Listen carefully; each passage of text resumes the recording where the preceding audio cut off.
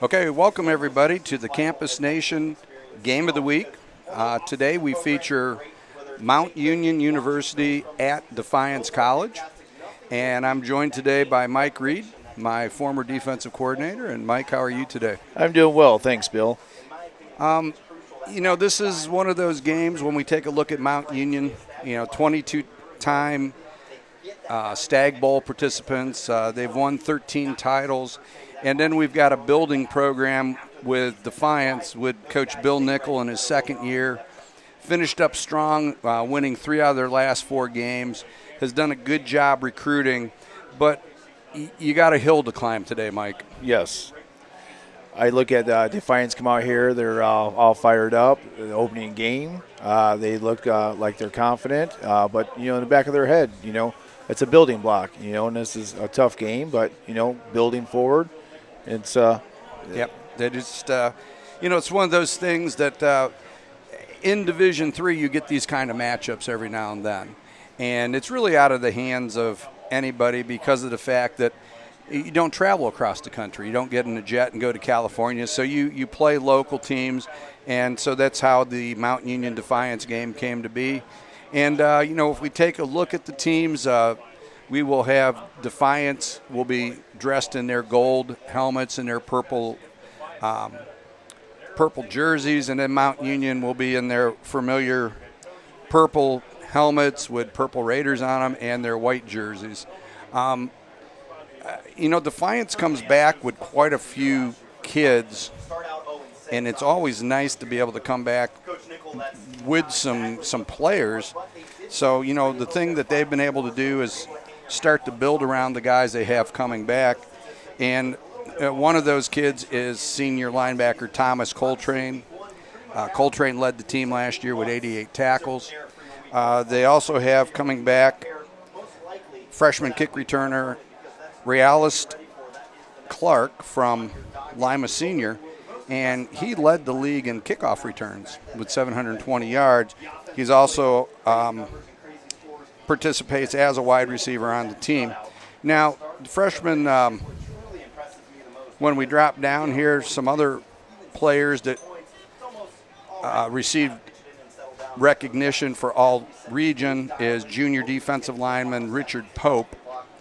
And he is coming back with quite a bit of experience for the Yellow Jackets. And, they hope to get a few more in there. Now, as far as all-conference, they had Coltrane was all-conference. Pope was also third-team all-conference. And making up some honorable mentions were I lost my track there. Honorable mentions were senior quarterback Jordan Ambrose, junior running back Tyshawn Freeman, sophomore wide receiver Tawan Rome, senior linebacker Justin Caballero, and sophomore place kicker Zeke Sanchez, as well as senior long snapper Noah Pastore. So they bring back some kids with have drawn some attention. On the second team, they had senior tight end Cole Recker, senior defensive tackle Rigo Villa, and we have the national anthem. So let's take a second here.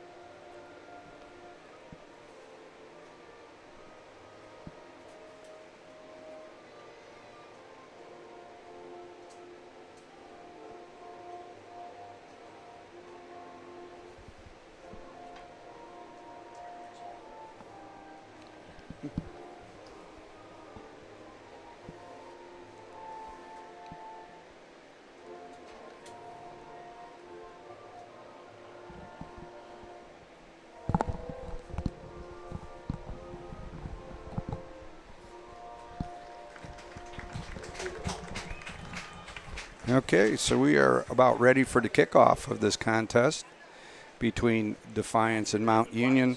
Of course, Mount Union comes in with that reputation there that okay. So as we get ready here, Mike, Mount brings a world of history here. 826 wins, a 675 winning percentage, and over the years, Mike, as we've when we were coaching, of course, we were at many Mount Union games, and we had the opportunity to run into the coaching legend Larry Karras before the game. Yeah. Larry Karras was a great guy. We got to go down and see a lot of X and O's from the man. A wonderful man, loved by the community. Yep. Had some great teams. He's still part of the program, and it's a wonderful legacy that he has and he's built over the years. Yeah, and that's what Coach Nichols hoping to start here at Defiance is, build a legacy for himself. We're getting ready for the coin toss, and we've got number 9. Let's get the captains here for Defiance.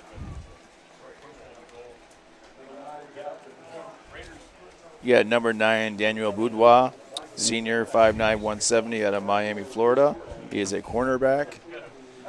And then we've got number 2. Thomas Coltrane. We had talked about him earlier, senior, 5'11", 210. He's the will linebacker out of Leslie, Michigan. And number 74.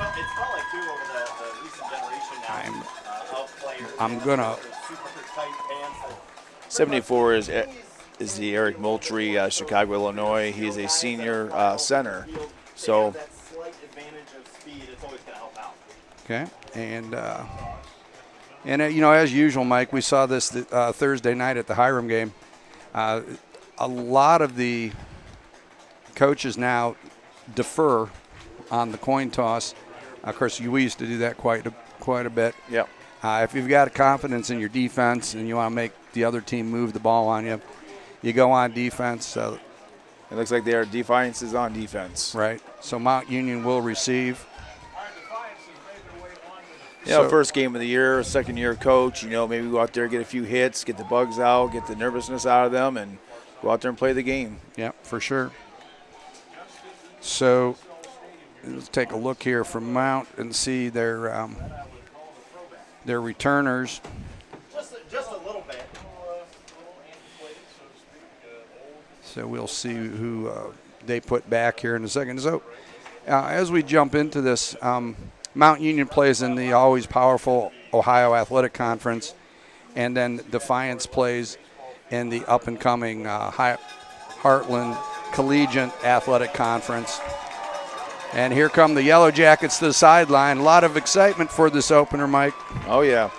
As you go back to the Mount Union, you talk about Braxton Plunk, their quarterback comeback, who has built quite a resume for himself. Going in as his senior year, looking to break some more records and stuff, but leading his team to a possible another national title. Yeah, Mount Union last year made it to the national championship. Did not kick the door in that time, but they have a regular schedule of getting back to that game, so you can never count them out. Right. And so we will see as the kickoff teams are getting lined up over there, and we'll have them getting ready. The kick returners for Mount Union are Darnell Williams, senior, 5'7", 165 pounds, from John Adams High School. And then number 26, Malcolm Rogers, a graduate student, 5'8", 190 pounds, from Austin, Texas. If those are correct, then those will be the 2 men that will be back. And that appears who it is. So we will await the kickoff here from Defiance, and their kicker is Enrique Sanchez, a 5'8" junior from Warren Central in Indianapolis.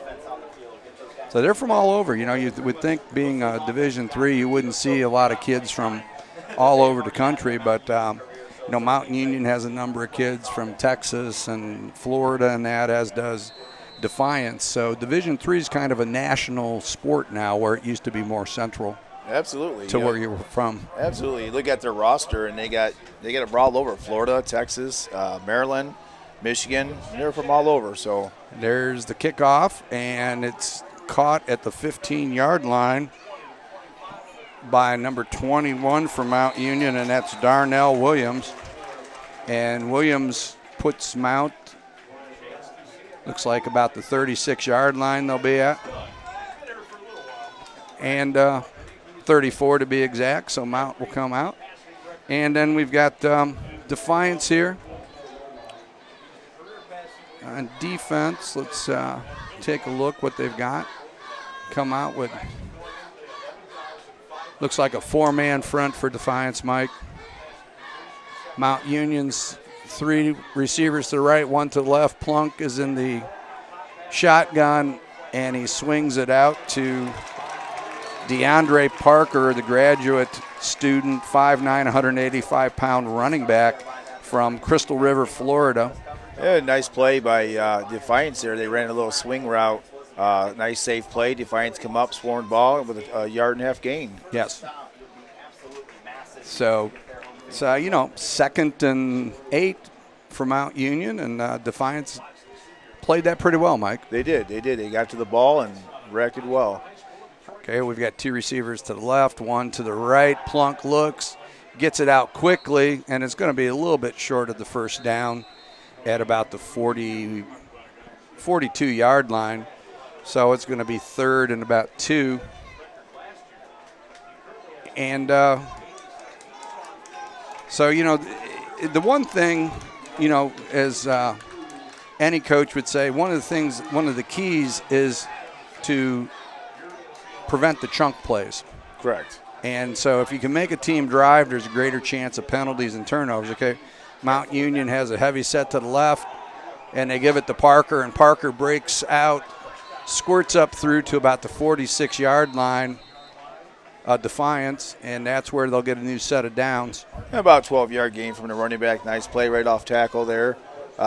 Defiance is running a 1 deep safety, trying to keep a lot of people in the box. So pretty well. They look like they're moving well to the ball. Mount Union, once again, is a high-powered offense. He's going to keep everything in front. Yep. Mount comes out in a 2-by-2 set. Plunk's under center with Parker in the ace-back position. Parker gets it again off to the right side, and he's down to about the 30, looks like the 38 or 39-yard line, Mike. And another pretty nice job by the Mount Union front there is opening up a hole for Parker. Yeah, the last 2 plays, they ran off to the right side. I think they maybe found something there.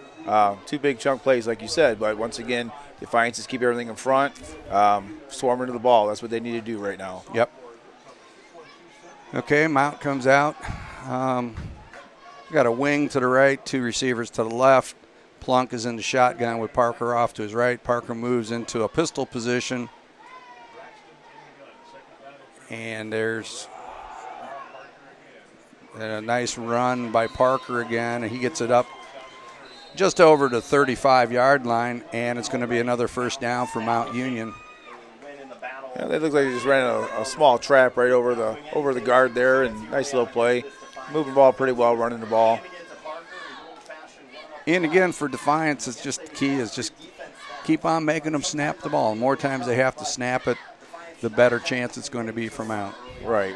Get that bend but don't break mentality. Yes. Still working the bugs out, getting the chills out of their body. 2-by-2 pistol. Plunk drops. He looks. He's looking downfield. And it's dumped off to number 2 for Mount Union, which is Chase Lawson, the senior, 6'3", 220 from Plant City, Florida, from Lakeland Christian. Yeah, number 7 came up on that play. He's a 6'2" senior cornerback. Kind of had the quarterback in his grasp, and the quarterback got released it. Good play. Yep. So here we go. Mount comes out again. They come in a flat back set with Plunk in the middle. They got two receivers to the right. They motion inside man to the left. Plunk looks and hands it off to number 21, who squirts up through down into about the 8-yard line. A nice little draw play, set back, hand the ball off the running back. Nice big hole for him, got through there. Seems like. Yeah, that was senior Darnell Williams from John Adams High School out of Cleveland. So 1st and goal, looks like about the 9-yard line. So come out to a twin set to the left. Tight end trades over to the left, so heavy to the left there. And Parker is in the pistol. Plunk looks, shoots to the end zone, and touchdown for Mount Union. Looks like they were running a deep out in the end zone there, and the wide receiver there got some separation from the corner. Good throw, good catch, touchdown. Yeah, that was a nice play. Defiance. Now, Mount Union's doing, they refer to this as the Southwest spread, and it's just to try to see if they don't react to it, they'll come out and they'll try some type of 2-point conversion from there. You're just looking for a mismatch there to maybe throw the ball over, get an extra point, but right. They come back into their extra point formation. Delgan Cameron on the attempt, and it's good for Mount Union. So with 10:10 to go in the first quarter, it is Mount Union 7 and Defiance 0. And we're going to get to see Defiance's first time on offense. And the trigger man for Defiance is senior Jordan Ambrose. And so we'll you got number 12 and number 6 back there deep for the Defiance, getting ready to return. Okay. And that would be number 6 is Wayne Ruby Jr. 6. We'll get to that here. Okay. What the heck here? So, Defiance awaits the kickoff here. And we have, we will find it here, guys. We're trying to. Here we go, Defiance. So number 6 for Defiance is Twan Rome. Oh. And tripped up by the Mount Union man at the 20. About a 4-yard gain for number 6. And that was Twan Rome, the junior wide receiver from Louisiana, Grayson, Louisiana. So, as we said, both of these teams recruit heavily nationwide. And Jordan Ambrose leads Defiance's offense there. And a run and a pickup of about 2 or 3 yards there for, let's see what we've got here. Jordan Ambrose handed off there to Tashawn Freeman, the senior from Macon, Georgia. And Ambrose is able to complete a pass to number 6, and that's Twan Rome. That was a nice little play. The quarterback rolls out to the right, hits the wide receiver. They're going there picking up the pace, the tempo here, and trying to get Mount Union off guard here. Jordan Ambrose, 2-by-2 formation. Freeman off to the left. A little jet. It's kept by Ambrose, and Ambrose picks up a good gain of about 4 yards on first down. So that's got to be gaining a little confidence for the Yellow Jackets here, Mike. Yeah, it was. It was a nice little play, good read. Mount Union played disciplined defense, stayed home, but it was still a good game for the quarterback who fought hard to get those yards. Yeah. Okay, Freeman lines up to the right of Ambrose. They've got 3 receivers to the right, 1 to the left. Ambrose pitches the ball to number 13.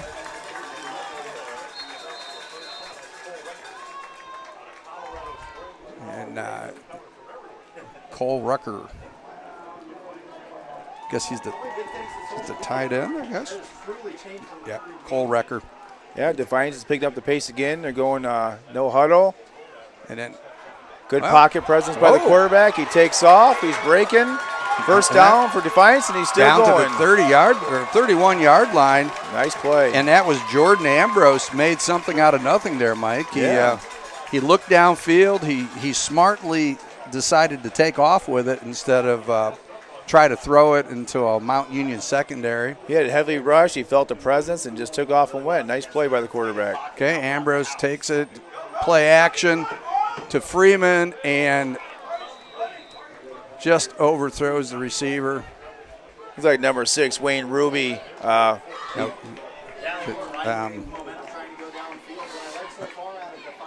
Twan Rome. Okay. Ruby's Mount Union. Okay. So here we go. I formation. Power I formation. Freeman to the right of Ambrose.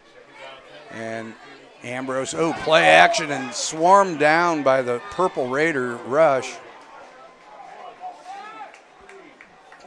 And that appears to be number 17 for Mount Union. Mason McMillan from Wadsworth, Ohio.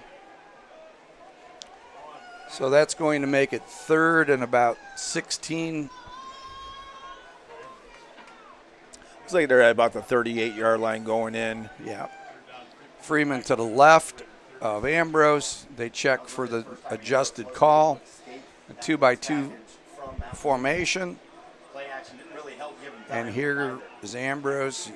Calls for the ball. He's looking downfield. Takes off. And still trying to keep it alive. And he throws back across the field. And looks like it's picked off by Mount Union right about the 6-yard line. Yeah, the quarterback was scrambling back there, threw backside to about the 1-yard line, and Mount Union came up with the interception. The interception. So, What a defensive play. They're kind of just adjusting. you look at it, Bill. Defiance came out with a lot of confidence, moved the ball well. They pushed. Quarterback was trying to buy himself some time and try to make something happen. So they should be pretty confident with that. It was a pretty good drive. It was a good drive. We're down to 7 minutes to go in the first quarter. And, we've seen plenty of Mount Union games in the past where the score's 21-0 by this time. Absolutely. So, Defiance is bowed up, and a couple nice plays now. If Ambrose could have got that ball to the correct side of the receiver, could have been 6. Could have been 6. So Defiance has got Mount Union's got poor field position, and this is where Defiance hopes to keep them and force them to punt and get good field position. And Mount Union comes out in a tight formation this time. They're going to try and run the ball again. Yeah, it looks like Plunk. Now play action to Parker. Plunk's looking downfield and gets it to number 80, I believe. Yeah, Trey Radford, 6'3" senior out of Twinsburg, Ohio. Run about a 14-yard crossing route. Nice pitch and catch. First down. Good play by Mount. Okay. So Mount is out to the 42-yard line of Defiance. And, that a lot of time for Plunk to throw the ball, Mike. And they're going to have to be able to get the Plunk, offset his rhythm, get him off his spot. Okay. So Plunk has Parker to his right. Parker dances his way up through to about the 47-yard line of Defiance. Mount Union out there shows a lot of confidence in what they're trying to do. To run a play action from the goal line and to make that throw and that catch. It throws a lot of confidence in their quarterback.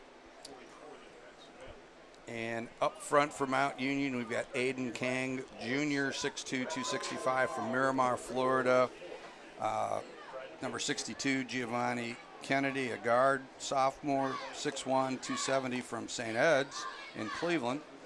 And back to action here, wing left, Plunk looks, gets it out quickly, and I believe that's Wayne Ruby, number 6, Wayne Ruby.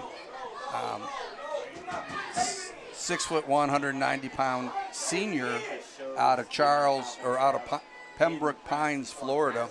Right. A lot of these routes that Mount Union run here just shows the arm strength of Plunk. He has good arm strength, good presence where his receivers are going to be. A lot of confidence in his receivers and the offense. Okay, so Mount comes out with 3 to the right. They got Parker to the left to Plunk, and one isolated receiver, Ruby, is to the left.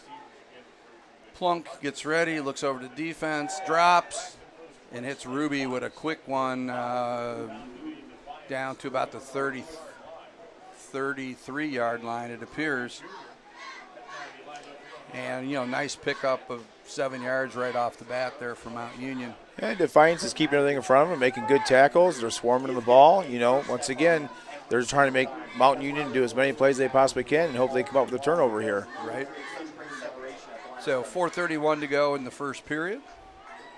And Mount Union comes out with 2 to the left, 2 to the right, and Parker offset to Plunk's left.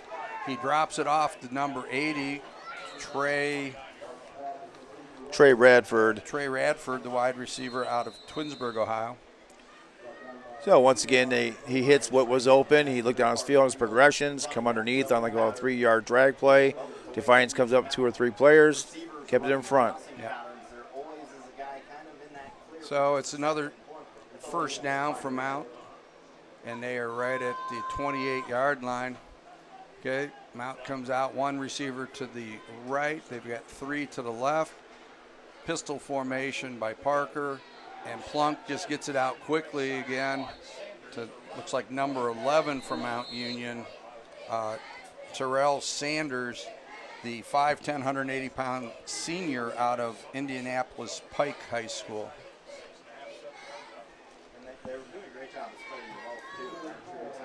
So, and this is in Mount's showing their patented control passing game here. And they could give it to Parker at any time, but keep the defense off center here. 3 receivers to the left, 1 to the right. Plunk looks, drops it off quickly to Parker. Parker jukes one. He's down to about the 11-yard line before he gets bumped out by Defiance. And it was a nice little check down by Plunk on that. Yeah, ran a little 5-yard out again, and it looked almost like a sort of a pick play there, and nice play. They released him behind the trips to, as you said, create a pick type of illusion where he just got the ball and took it down to the 11, and again another first down for Mount Union.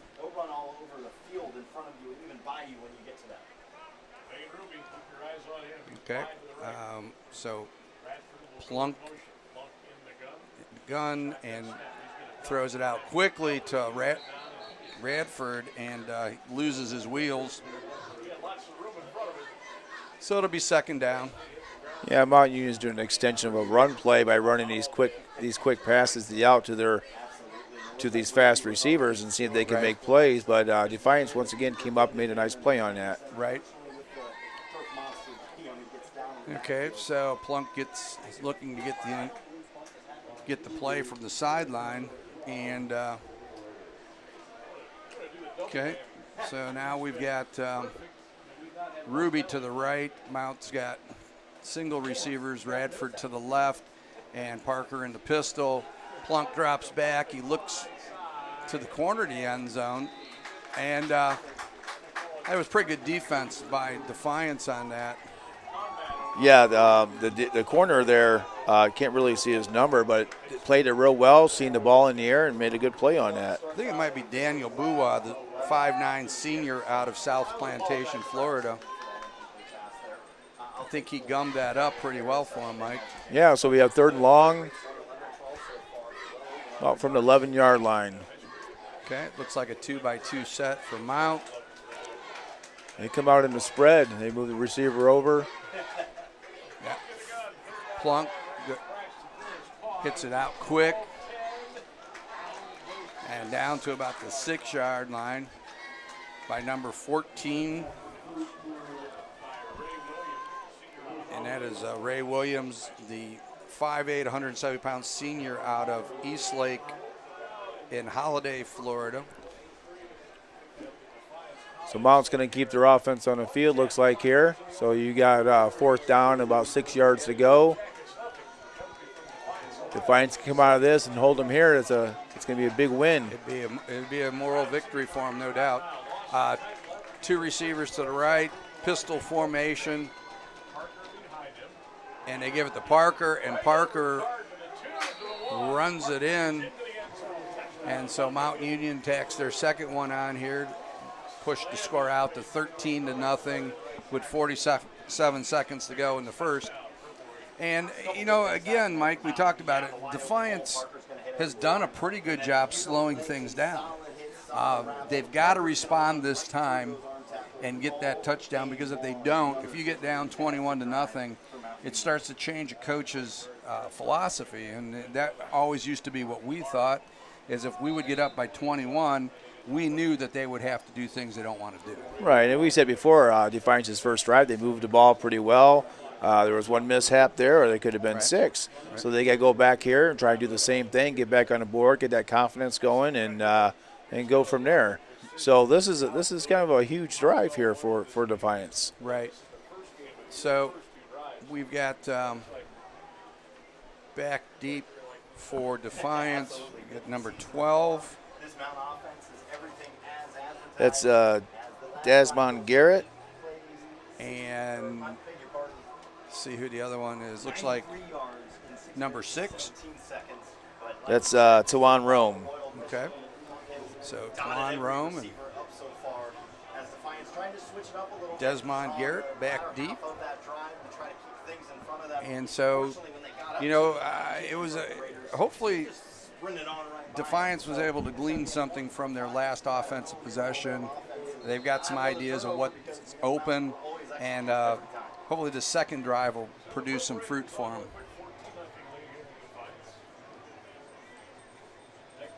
Okay, kickoff coming. There's the kick, and it bangs it down to about the 4-yard line, where they dropped down about the 19. Yeah, and it looks like it's number 6, Tawan Rome, on the return for the Yellow Jackets.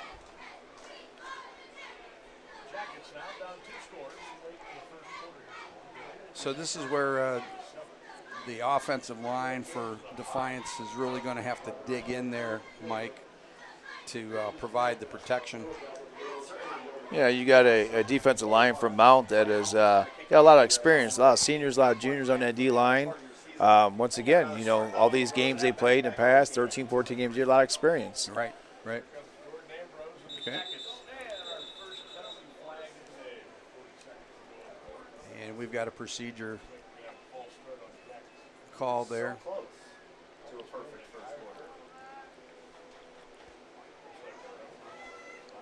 And this is not where you want to add 5 yards onto your drive, Mike. Absolutely. So they just need to get back in the huddle, get their bearings, come out there and run the next play, and just keep driving forward. Yeah, Jordan Ambrose just needs to keep the team calm. We got a flat back with a shift, and we got a wing to the left. And they give it to Freeman, and Freeman bangs up through to about the 18-yard line. Looks like number 4 for Mount Union, Brandon Yazins, come up and made the play. 2nd and 12 for the Yellow Jackets. Ambrose looks, he rolls to his right. Oh, knocked away by number 4. By number 28 for Mount Union. So once again, Mount Union came with a roll to the right. He kind of threw across his body again. Senior John Rowland, 5'10", 180 pounds from Northville, Michigan. broke that up. Nearly had an interception on that. So we have second and long here. Right. Oh, they must have a penalty. Move the ball forward. I did not see that. So it was a personal foul by Mount Union, and we very rarely see Mount Union make those kind of mistakes. But Defiance will take it, give to Freeman. Freeman bangs hard up the field. I think about 5 yards. That was a good little push up the middle there. Yeah. Freeman Nice, kept his legs driving, and good little play. nice little run of 5. And Got another flag down.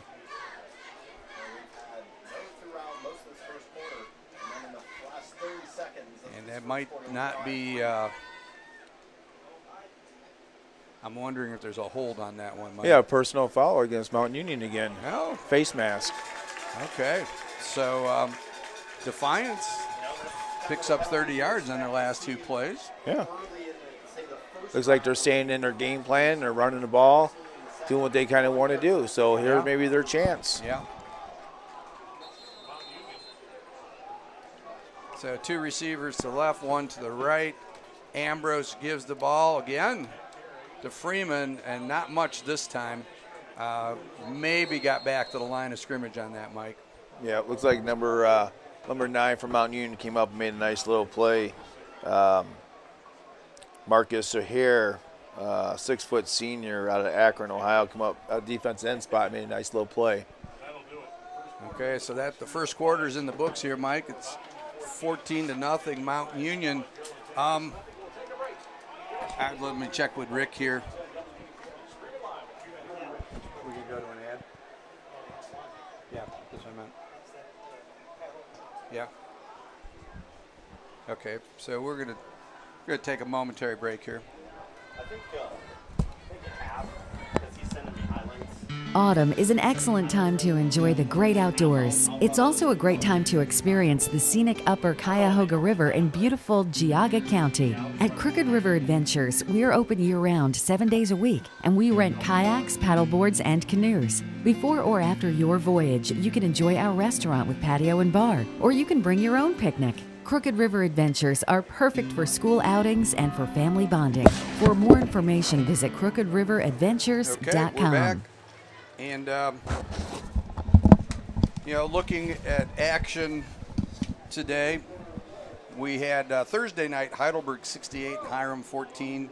Today, with the North Coast against the Ohio Athletic Conference, we've got Denison at Capital, Ohio Wesleyan at Otterbein, Worcester at Wilmington, and North Coast games, we've got Oberlin at Kalamazoo, Wabash at Hampton-Sydney, and Dubuque at Wittenberg.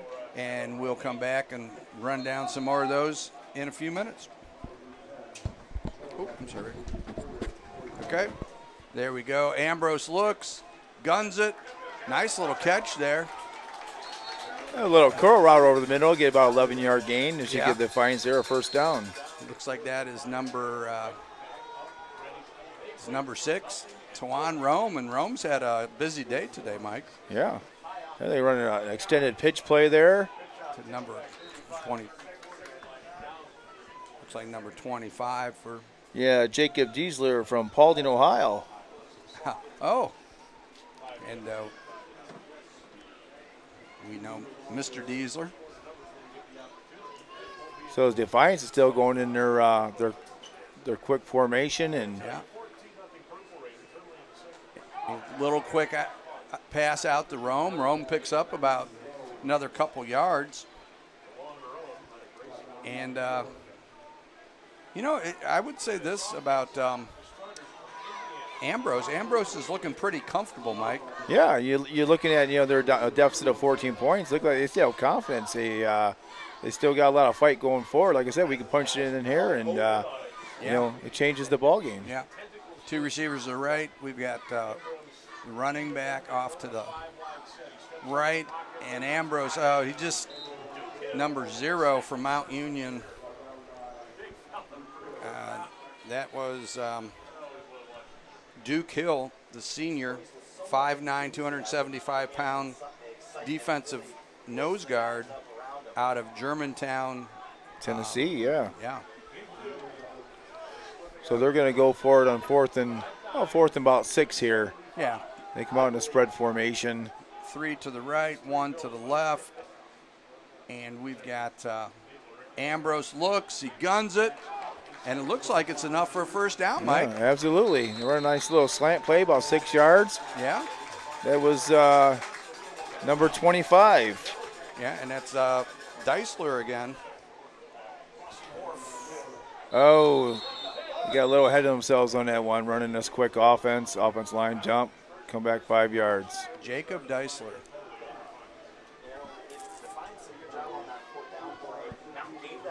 Paulding, Ohio, Mike. That brings back some memories. Yeah, a lot of memories.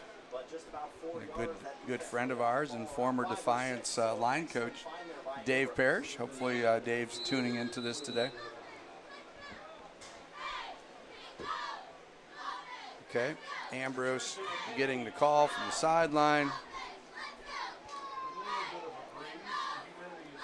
2-by-2 formation for Defiance. Ambrose takes it, he looks, he's gonna go deep to the corner. Wow. He just overthrows it by about 5 yards, Yeah. but a well drawn up play. Yeah, and there was a possibility that was gonna be 6 points there, because I think that's Rome again, who broke to the corner, and it just, Yep. yeah. So now we got 2nd down and 10, and they got trips to the right, going no huddle again, and Yes. So we'll see what happens here. 3, no back.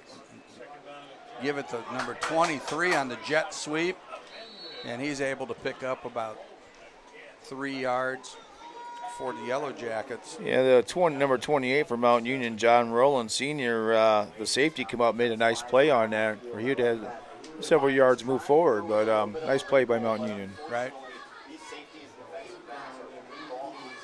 Okay, so. Okay, Ambrose in the gun again. Oh, You get a free play. 5 yard free play, and he's got him to the corner. Oh! In and out of his hands. And that was intended for Number 7. number 7. It would be Mike Martin, senior out of Nashville, Tennessee. And boy, he could have tracked that ball a little bit more, and he would have had that one. Well, I tell you, they keep doing these. They're going for the end zone on these. Shows a lot of confidence. They don't look like they're too concerned. Yeah, not backing off. 2-by-2 set.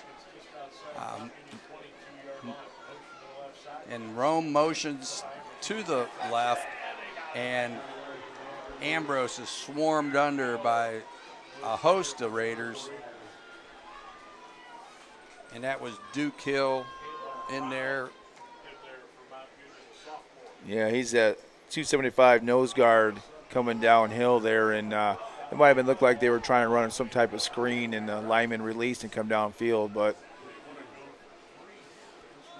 And in this situation, you're just too close to punt, so you go for it. You see what you can get, and if nothing else, you create a little bit better field position for your defense. Okay. And they go back to they're the in a quick kick. Oh. And it's blocked. And I don't know. Not sure if I've ever seen that before. That looks like something I might have drawn up, Mike. So the punter goes do a quick kick, hits the back of a helmet. The caught punter by the catches it, and he throws it out of bounds.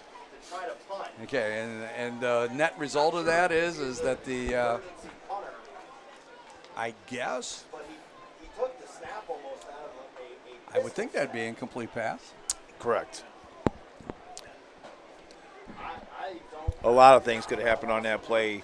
And I think they're moving it back to the original line of scrimmage, it looks like. Well, because it got blocked, you don't get the illegal men downfield, Yeah. so that negates that penalty. Right. So they got to bring it back to like about the 32-yard line. Yeah, I think Mount is going to take over there at the 32. And, boy, a nice effort by the Defiance offense. They had put together some good plays there and just missed on a couple long passes. But a lot to be encouraged about by Defiance. Okay, Mount Union comes out, 2 to the left, 1 to the right. Plunk The motion, they give it to Parker. Parker's got the edge. He's out to the 40, out to the 44-yard line, and that's where he'll be stopped. You know, Defiance defense, Bill, here, they're throwing a lot of confidence, playing a lot of zero coverage here, and, you know, playing a high-powered offense like Mount Union, you know, that's pretty confident to be running a defense like that. Play was made by Brian Marat, the 5'11", 185-pound senior out of Haines City, Florida. Okay. Two receivers to the left, the short side of the field. Parker's in the eye. Plunk's under center. And so, it's a new set of downs. And Parker just squirts out for 11 quick yards down to the 46-yard line. And you have another penalty on the ground. Might be a late hit on this. So we'll see. But, yeah, that was a nice little run by Parker as he shot through there. And it seems like about 10 yards every time Parker runs that ball. Yeah, so personal foul. Not only the initial push out of this offensive line from out, but also now, three guys. So Defiance needs to keep their composure, Mike. They can't let things come apart here. 14-0 with 10 minutes to go in the second quarter. Mount has a new set of downs at the 31-yard line. Two receivers to the left, two to the right. Motion across the formation.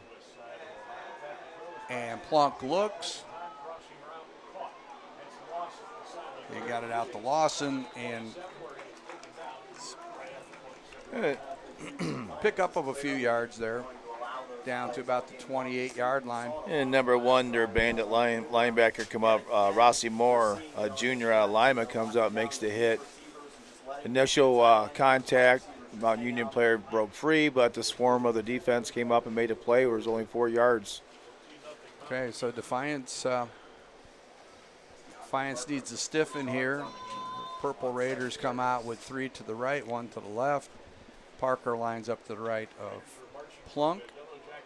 And a quick pass out to Zero, and a nice play. Yeah, once again, there was number 7 on the defense. Vashawn Palmer, a senior out of Dayton, Ohio, come up and made a nice play. Actually, I think it was a 1-yard loss. Yeah. Edwin Reed was the receiver for Mount Union, the 6', 200-pound senior out of Fort Lauderdale. So they're in a position to get 3rd and long here. So make a play here. Get some confidence going back in. Now, the other night when we were watching when we did the Heidelberg game, Heidelberg's kicker, Mike, had a career long of 53 yards on field goals. So you usually don't see that. Okay, Plunk drops, he looks, he gets it out. Nice defense. Number 8 there came up, Brian Murat again out of Kissimmee, Florida. Come up, nice play on like a 6-yard out. So now you have 4th and 4. Yeah. 4th and 5, long 4. That's the second time that Mount's had 4th down here, and Parker juked his way through for a touchdown last time. So let's see what Mount comes up with this time. And you know, it's Defiance is they're playing the game. They're very competitive here, and they've got a 2-by-2 set. Parker's off to his left. Plunk looks, gets it out, and it's incomplete. Intended for Ruby, but it was incomplete. And that's a stop for the Yellow Jackets, Mike. And that's you see the Defiance sidelines here get all pumped up on that. They're excited, man. Yeah. So we got 7:36 here to go. They can make a nice drive here, make a game of it. You know, go in the locker room and talk about some X's and O's, and Yep. you know, they're back in it. Yeah. Got to break that. Got to break that streak of zeros, though. You know, they've got to get in there and get into the end zone. I think when we were looking at, Defiance comes out with Ambrose in a pistol, and now they're in a. Ambrose gives it to, is that Deisler, I think? The number 26 there. I think that's Deisler.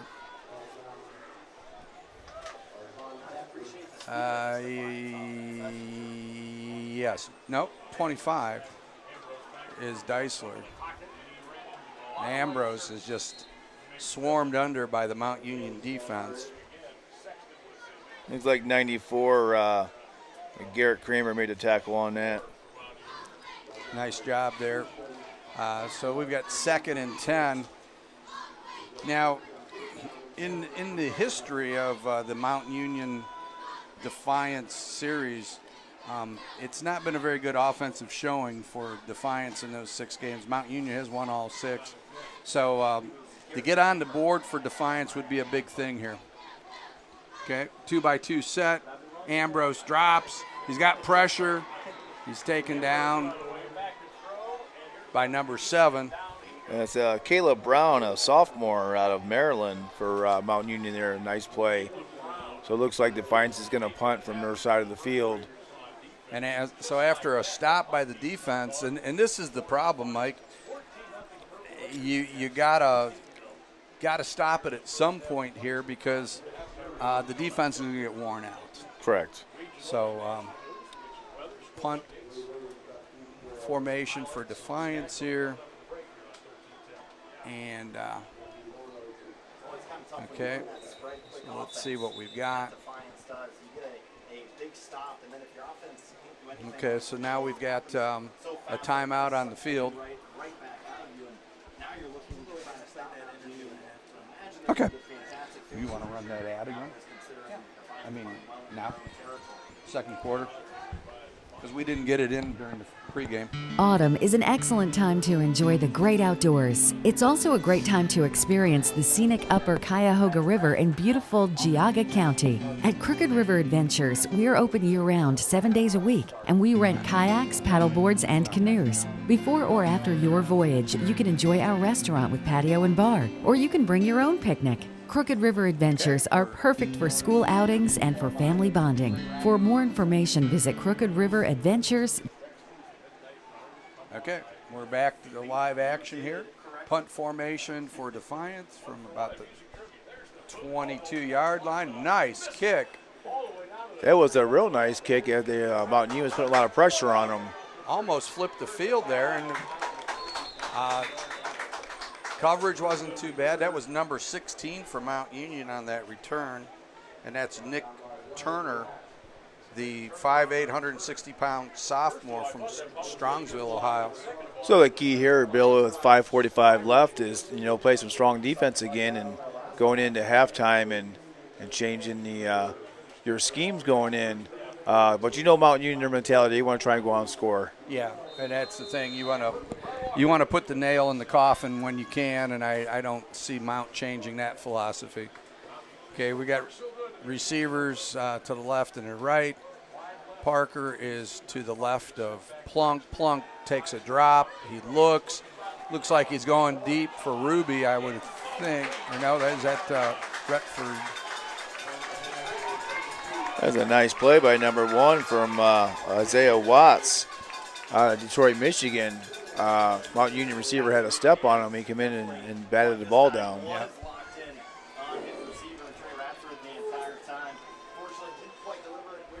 So nice, some good defensive back play by the Yellow Jackets, Mike. They've been able to knock some away, and they're playing some solid defense here.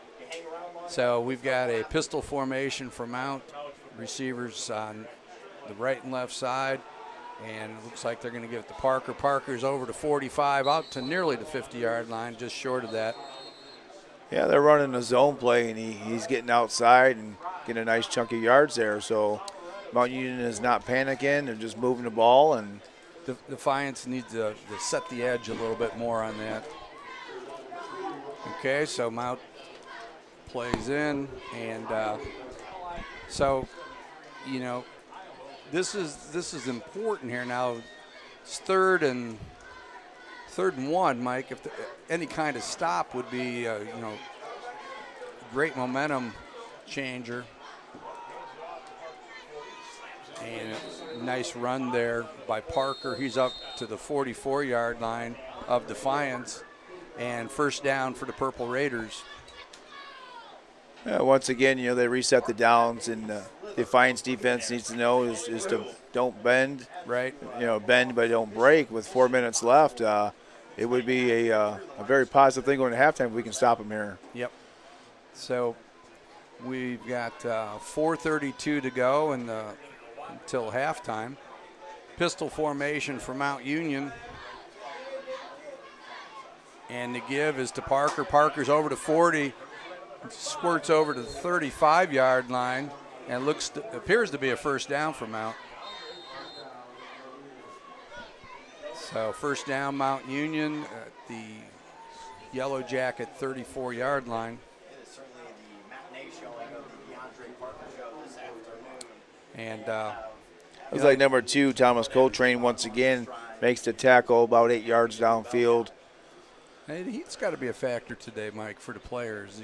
This is, especially at this point of the day, Defiance's defense has been out there a lot. Of course, Mount's offense has been on the field a lot, so it takes its toll. Okay, and it's give to Parker. Parker gets the edge on the left. He's over to 20, 15 down to about the 13-yard line, and that's where he'll be marked out. Yeah, once again, they're running that zone play and getting to the outside, and sort of the key for the defense is, contain that outside and force them back in, right. And Mount Union is able to seal that off. Check that. That was the 23-yard line where Parker went out. And it's 1st and 10 for Mount Union again. And right now, it's Mount is happy keeping the ball on the ground, Mike. Yeah. Okay, so Plunk has Parker off to his right. Plunk looks, drops back. In the middle, a nice catch for Mount Union. And that was Ray Williams, number 14. He's a 5'8" senior out of Eastlake High School in Holiday, Florida. That was a nice dive and catch by him, and good throw by Plunk. Yeah, once again we talk about Plunk and all the things he's been able to do, and he goes out there, staying poised, and nice throw, nice catch. But you go in to look at Defiance defense, they're slowing them down. But you would think, once if they can get some pressure on that quarterback from Mount Union, that's going to be one of the key factors for the defense going into the second half. And that was Plunk's 126th career touchdown pass, and he is 8 away from catching Kevin Burke and D'Angelo Fulford as the second all-time leader in touchdown passes. And there's some pretty good names there, Mike, when we look at the people. I see Bill Borchard on there, who, of course, authored some great national championship years for the Purple Raiders. Yeah. Okay, so we'll get ready for the kickoff here. So we got 3:02, and Defiance is ready to bring their offense back out, and maybe get some momentum going down the field. Well, the one thing is they've had some people open deep, Mike. So I think that, if they keep on pitching there, they're gonna get one of them. And it's been, Jordan Ambrose has done a pretty nice job. And I think that the Yellow Jackets have a lot to be proud of in how they've played Mount here in the first half. Because most of the times when we've seen Mount Union games, they've been in the 40s by this time. Well, if anything you take into the locker room is making them 10-plus plays to get a drive, to get a touchdown. So, right. You take the positives out of the defense. Right. The problem is, as you said earlier, is being on the field. It is a warm day, opening day. Seen a lot of things thrown at them. So, not bad. We've seen a lot of Mount Union games over the year. We can see it as 56-0 at halftime. So. Right. And they're kicking field goals. Correct. On first down. Yeah. Yeah.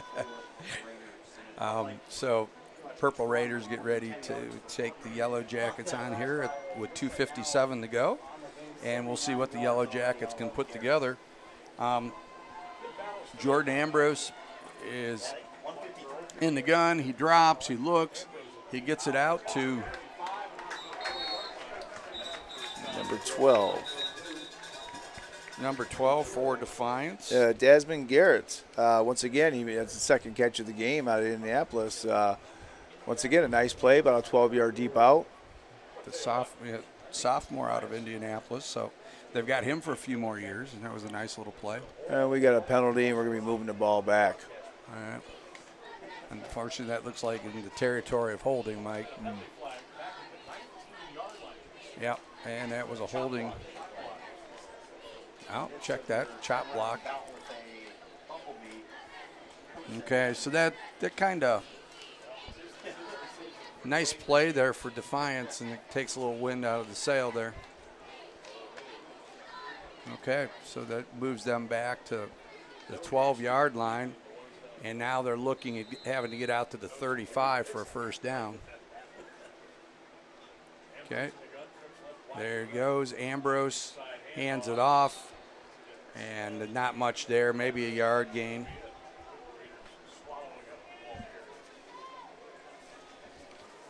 And that was Deisler on the carry.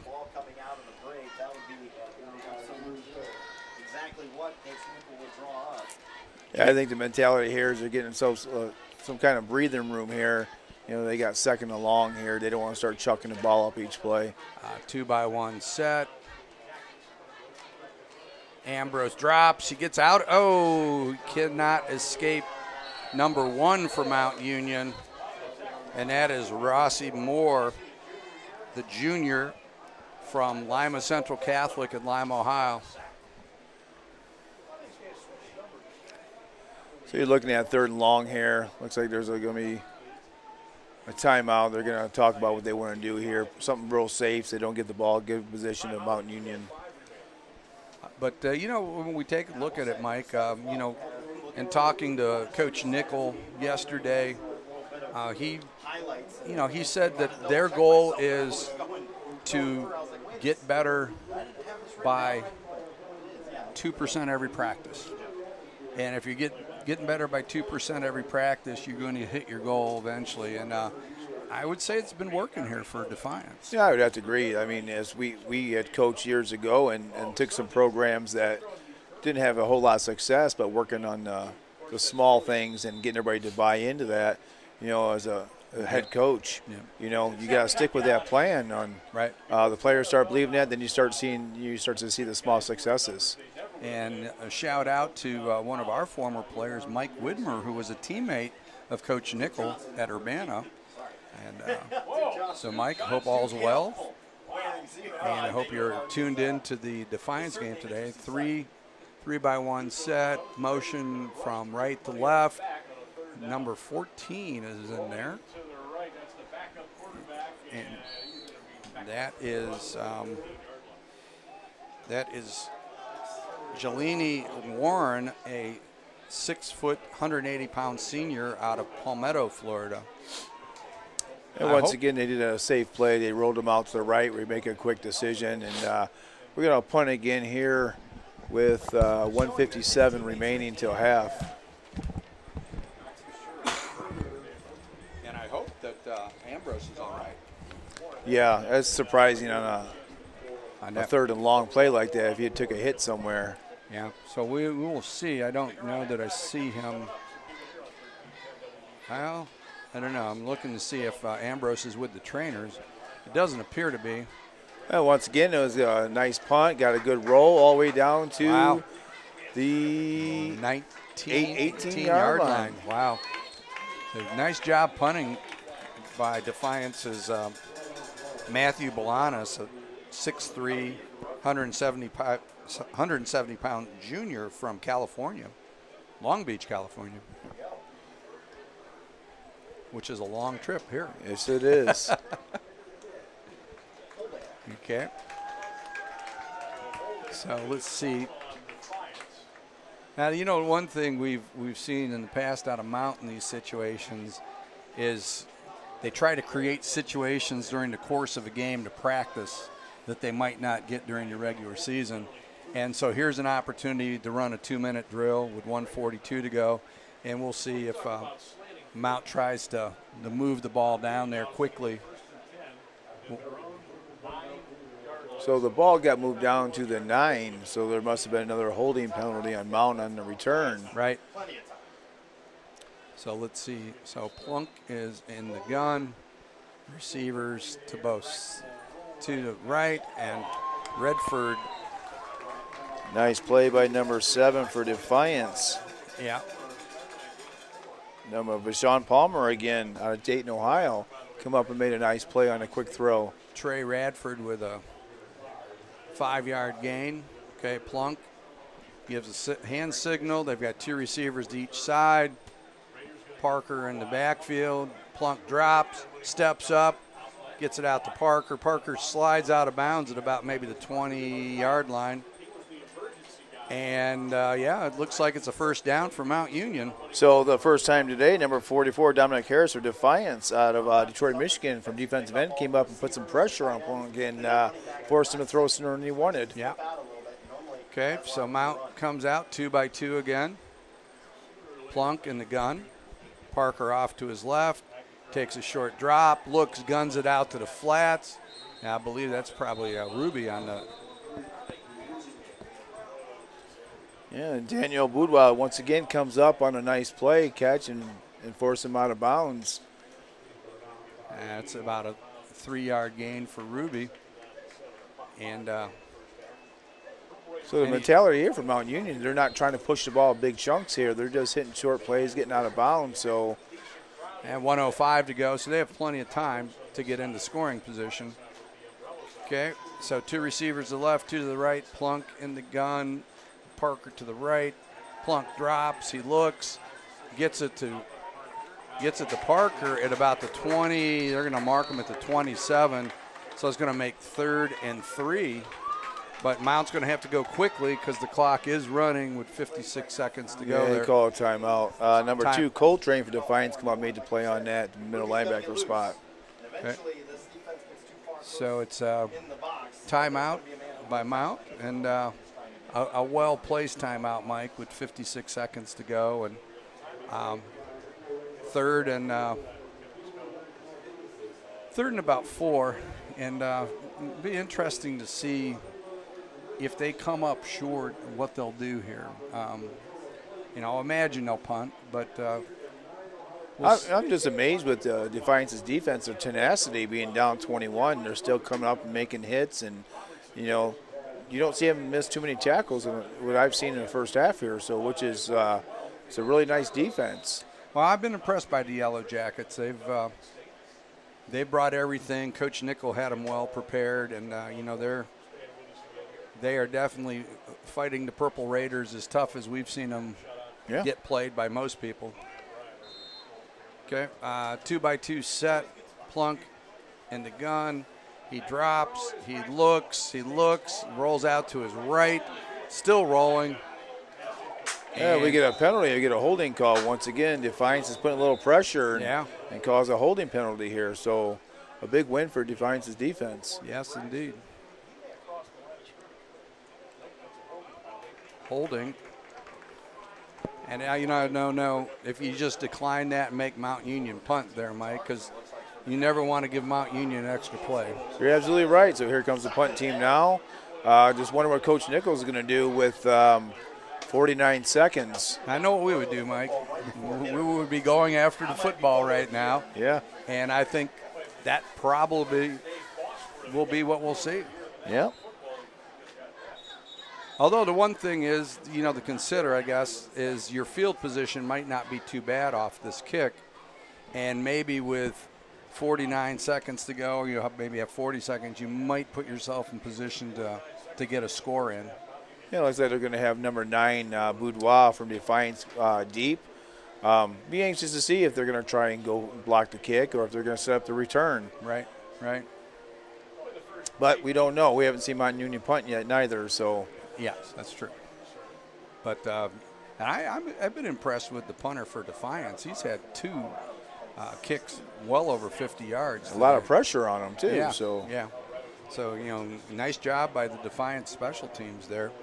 Okay, Mount Union gets ready to punt, something they're not too familiar with on a regular basis. And it does look like Defiance is going to set up, try and go for the block here. Good for them. Got to be aggressive. Oh, he shanks the punt. Oh. So this changes everything. So the ball's going to be on the 39. And so we've got Defiance on offense here. And so Mount Union. Season form in week 1. Yeah, this is the thing when we look at it with Mount Union. That was Mount's punter, who is Cole Feldstein, and I'm sure he's a freshman. Oh, I'm sorry, it is not. It's Mike Franklin, the sophomore, 6 foot, 180 pounds out of Sandusky. He probably doesn't get a lot of practice at doing that, Mike, except for Like number 9, the during quarterback the is back in for Defiance. Ambrose is back. He guns it, gets to number 12, and that's Desmond Garrett. And Desmond's had a nice little first half. I think that's his 3rd catch. It sure is. You got about 30 seconds left. We're going to go no huddle. We're going to speed the tempo up. And here's, okay. And Ambrose gets out to the right. He's on the roll. And just throws it out of bounds. And that's a smart play there. Yep. You're just wondering here the mentality of we can get, if the Defiance get another 12, 15 yards and maybe try to kick a field goal before half, try to put the points up on the board. Get on the board, Mike. That's what they got to do. So. Get the ball back at half and see if they can produce some more momentum going forward. Right. So we're down to 17 seconds. So you've got about 2nd and 4 here. And, I'm kind of surprised that Ambrose didn't tuck it and run on that last one. I agree. He could have picked that up pretty well. Okay, 3 receivers to the right, 1 to the left. Ambrose gets ready for it, and there he goes. Oh! And that's number 7 for Mount Union, and that's Caleb Brown, the 6'1", 200-pound sophomore out of La Plata High School in La Plata, Maryland, and that's going to be it. So for Mount Union, Mike, things they want to work on, you think? They were trying to use some control passing game in that. I'm sure they're going to try to shake Wayne Ruby loose in the second half and get him into the action. Yeah. The Mount defense up front, they're pretty.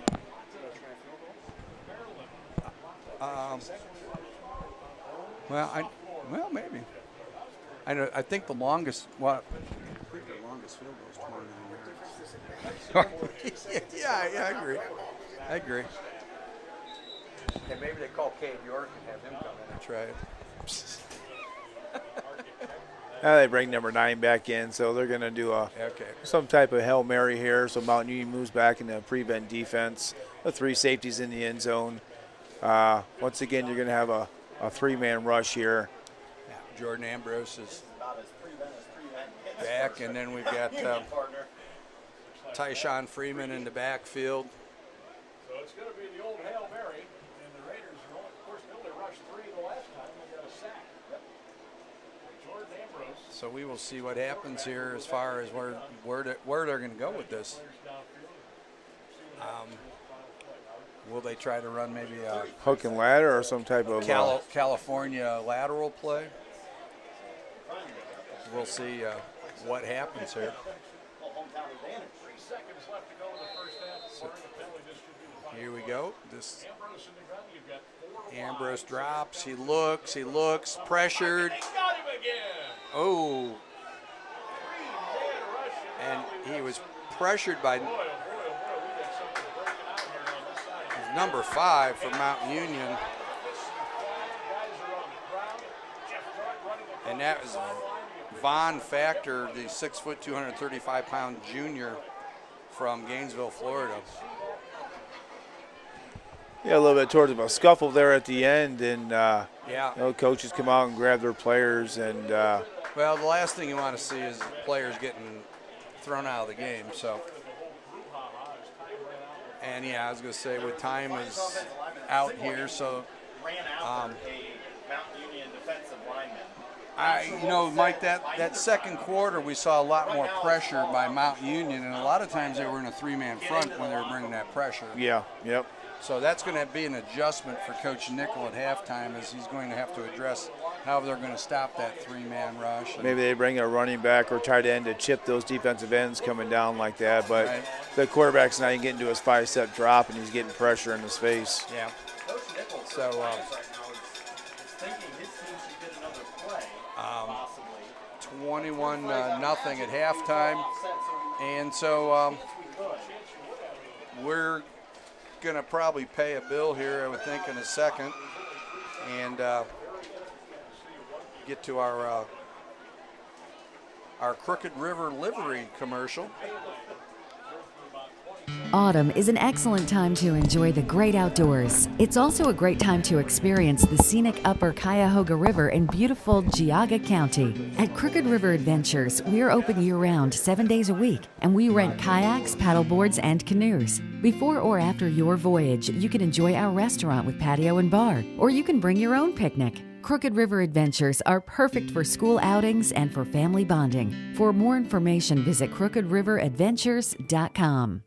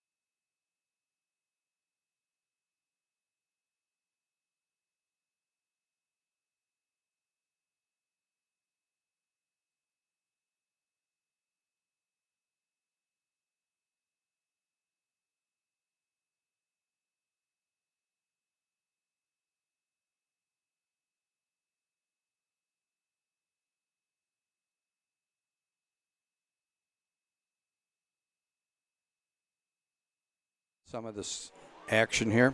Okay, so let's take a look at the action in the area in college football.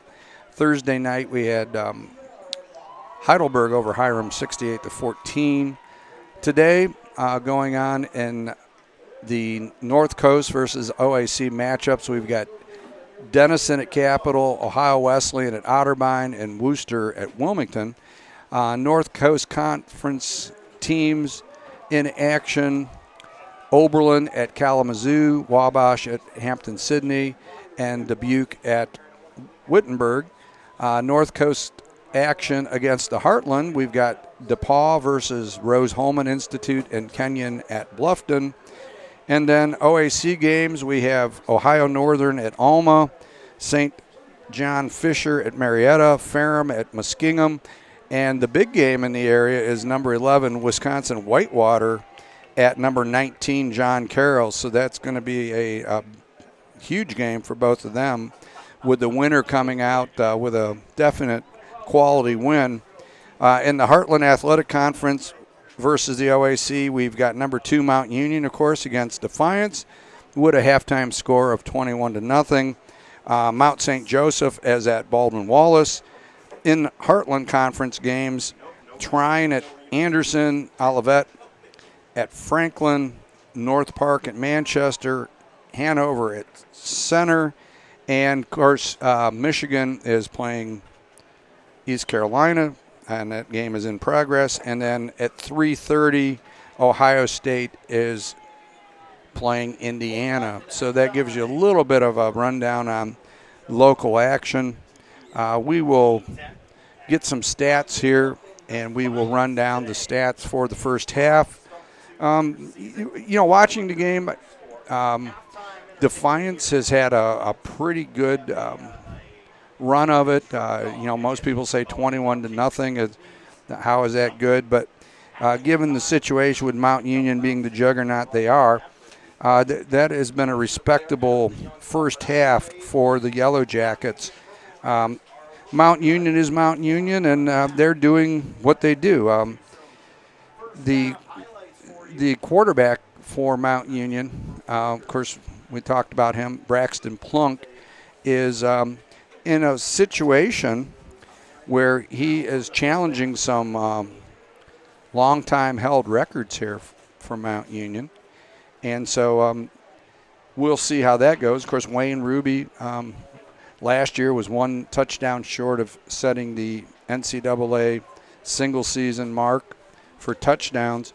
So it'll be interesting to see, because those guys have, as well as the team goal for Mount Union, they have some individual goals that they're pursuing. To recap what Ruby, a senior's done, is he currently has 287 receptions. He needs just 5 touchdowns to catch Cecil Short's record of 63, and needs 2,006 receiving yards to break Short's mark of 4,705 yards. So you imagine both of those are going down this year. And then Braxton Plunk, who is the Gagliardi Trophy semifinalist here, he is, which is the Division III version of the Heisman Trophy. He ranks 3rd in passing yards and is 9 touchdown passes away from tying the second best production for a career, and needs just 33 completions to break the career record. So Wayne Ruby was picked to be on the Senior Bowl. He's on the watch list as one of the people that they're looking at, and he's one of only 3 Division III players that's being considered for that game. Okay, so we will return here momentarily, and we will get the stats and run down those stats here in a minute. So, Mike, your impressions first half? I think Defiance played the ball pretty well. I think they just had a couple plays that shot themselves in the foot. But as you said earlier, there's a couple times they could have some deep plays there. I think they're going to come back to later on. I still think they need to do the run game. I thought they were getting a little bit of yards there. Stay with what they're doing. Yeah. Defensively, keep them off the field as much as possible. They start being on the field quite a bit towards the end. But one big play, they get the ball back, they score a touchdown, they're back within striking distance. So I see some good things when you come out there and you watch Mount Union play any opponent, and it gets lopsided real quick. I think Defiance kept their composure. Right. Did what they wanted to do, and they keep doing that. Right.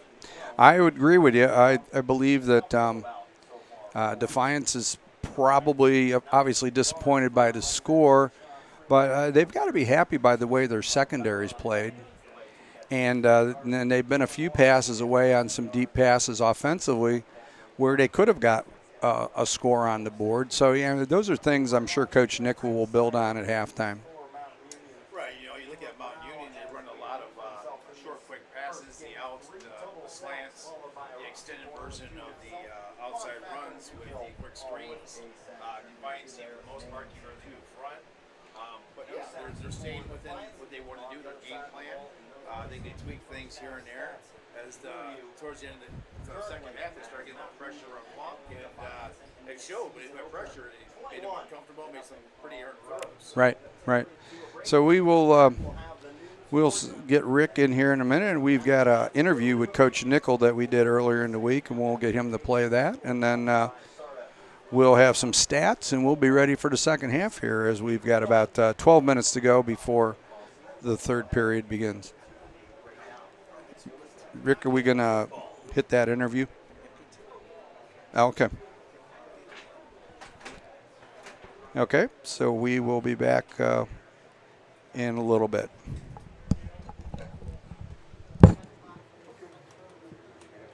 Two, three. And I'd like to welcome Defiance head football coach Bill Nickel to the Campus Nation. And Bill, how are you doing today? Doing great. How are you? Very good. And we got a big game coming up this weekend. But Yes, we do.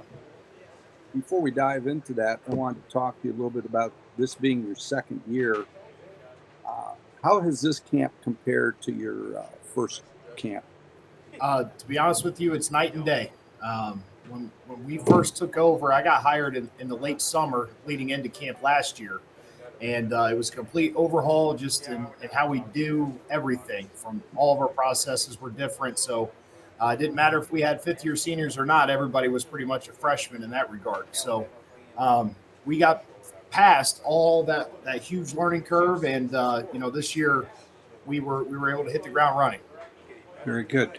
Who are the key performers that we can tell our viewers for the game on Saturday that they might want to look out for the Yellow Jackets? Well, offensively, we return 10 out of our 11 starters on Very good. offense. Explosive playmakers would be Twan Rome, wide receiver. He was an all-conference performer for us last year. He is back. Tyshawn Freeman, as well, an all-conference tailback for us. And, of course, our trigger man, Jordan Ambrose, our quarterback. Mm-hmm. And Eric Moultrie, who's our starting center, and was very dominant last year. We expect him to do the same this year. Defensively, we're led by Thomas Coltrane and Richard Pope. Both guys have had All-American honors associated with their names throughout their career and fantastic leaders. In addition to that, our defensive backfield is very, very strong with Daniel Dubois, Deshaun Palmer, Jalen Redd, and a new addition would be Isaiah Watts, who just moved over in the spring, had a phenomenal spring in camp, and we expect him to be making some plays too. Very good. Anybody now that kind of segues into the next question? Yep. Any freshmen or transfers who you see playing some significant time and making some contributions on Saturday? Yeah, definitely. We're starting a true freshman at linebacker right now. Cody Johnson is a 6 foot, 235-pound freshman linebacker that has really shown that he earned that position throughout camp. We're expecting big things out of him. In addition to Javen Gaines and Andre Tibbs, both defensive linemen that have done a lot of really good things throughout camp. Over on the offensive side, we have a couple wide receivers that have shown out as well. And Corday McAllister, Trey Morrell, and Tim Squire will be seeing significant time. Okay, very good. This question, you've got Mount Union coming in, and of course, they have not just an Ohio reputation, they have a national reputation. How do you deal with that as a coach to get the kids focused with get them away from all the hype that goes on with playing somebody like Mount? What's your approach been this week and during the camp to get them ready for this game? We're always concentrated on just doing our 111th, being the best version of ourselves, and we work to get 2% better each day. We want to get 1% better physically, 1% better mentally. So we've really just been honing in on developing ourselves and improving each day. So it didn't matter if we were playing Mount Union or the Pittsburgh Steelers on Saturday. We're concentrating on being the best version of ourselves that we can be. Very good. And what would you say the keys for you guys to have a victory over Mount Union? What would be the things that you would look at, one or two things? Well, phenomenal. I mean, it is the gold standard of college football. Mount Union is phenomenal.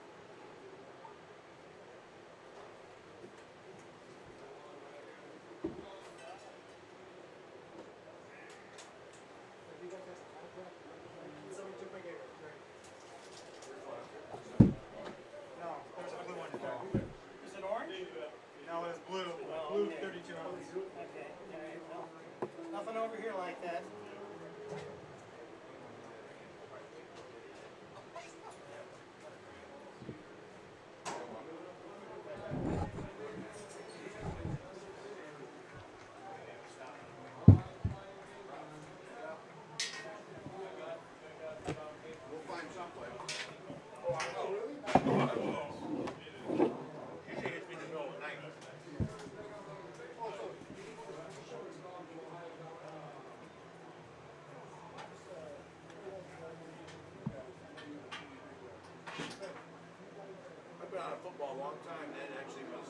They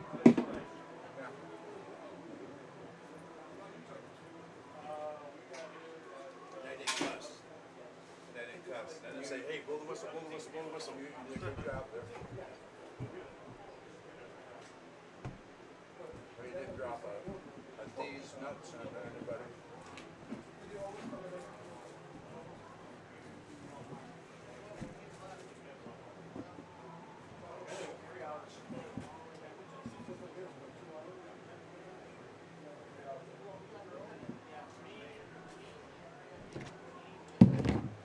I don't suspect we're going to have this problem next 2 games with them. Where the next, oh, you mean, They play Mount St. Joe, you know, they're, you're talking about the crowd. Well, no, there's not going to be a mountain. I'm talking about the Rocks. And there's more of a, it's a media crowd more than anything. We won't have the media crowd. 'Cause it's not like Mount St. Joe's got, I mean, they're a good football team, but Well, they they're won't not bring that. Mount Union. I think that guy only does home games for them down there. And Lofty doesn't, they don't do anything. I want to get a hold of my buddy that's got that other LPFM down on the river in Cincinnati and see if we can do some simulcasts of some of these games. That would be good. Let's see. You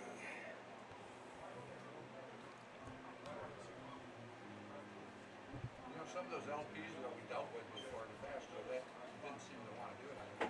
Well, he used to work for WLW, but he's had the LPFM for almost probably as long as we have. He's had it for at least probably 15 years.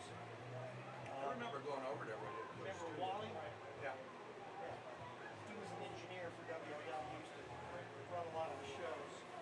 And he was a disc jockey. He made more money disc jockey than he ever did. WLW made like $15 an hour.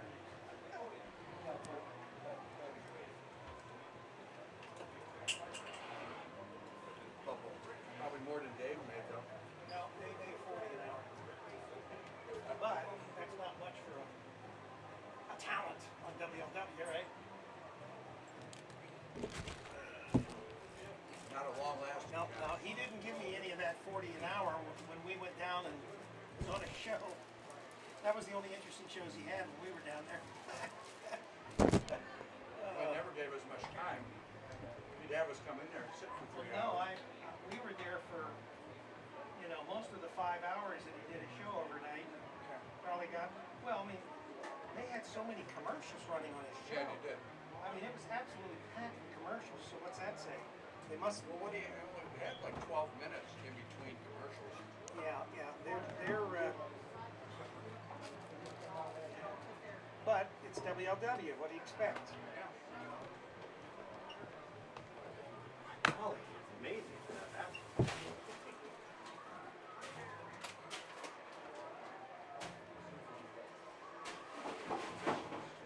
Thought about going, I decided not to, and I'm probably going to regret it. I'm going to regret it. Rowdy. See a little silver box. Silver box. You know, when I was sitting up there. Little rowdy. Yeah, sitting up there. Brought it over here with the Wi-Fi in it, and now I don't see it.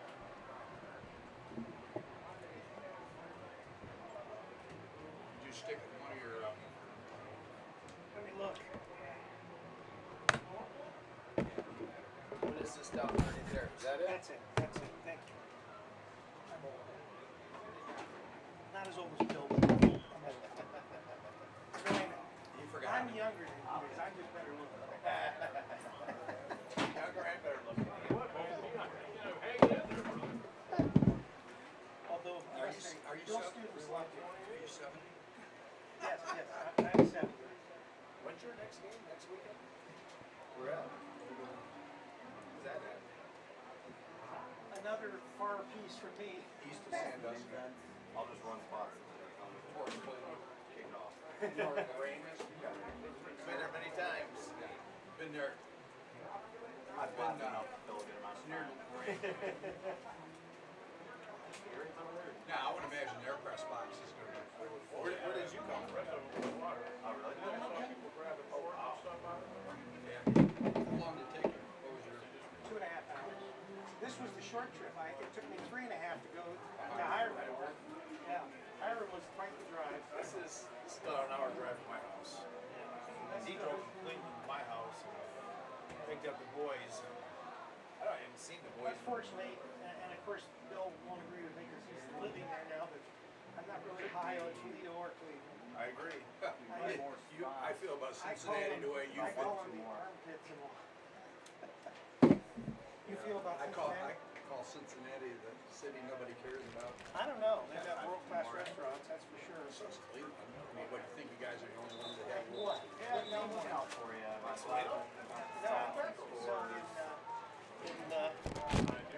Mancey's. Well, I don't carry a list of them around with me, right? But aren't you doing this? What is it? The Michelin rating?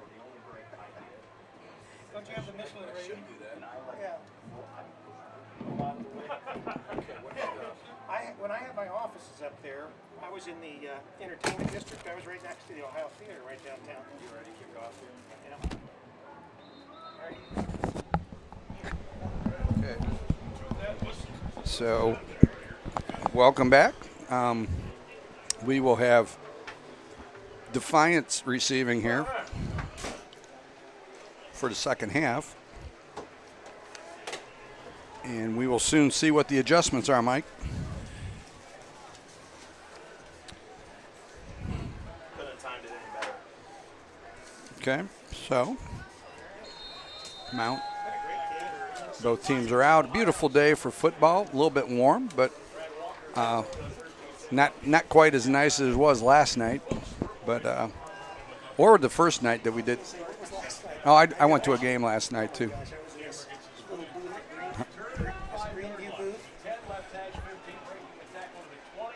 So they bring the ball back about to the 15, being Defiance. I happened to be up at the Kenston Chagrin Falls game, and both teams were undefeated, but the alma mater pulled out a 55-6 victory. So I don't know how alive the rivalry is at this point. Okay, so nice first half by Jordan Ambrose. We'll see if he can build on that. Got a little pressure towards the end of the second quarter, but we'll see what happens. Okay, if we've got a power eye situation there, and they give it to Freeman, and Freeman He fights for a yard. yeah, just gets it over the 20-yard line there. So Yeah, the thing for Defiance here is with this drive coming out at halftime is with their changes on their philosophy is to move the ball. right. Don't panic, move the ball, get back into the game. Well, and they were able to eat some clock in the first half, and that's what they, obviously want to continue to do that. Of course, they want to get on the board to help cut into the Mount Union lead. So there's a hand. Oh, Ambrose, play action. He's going deep down the middle to Rome, and I think it's picked off by Mount Union. Yep. It is. And 20.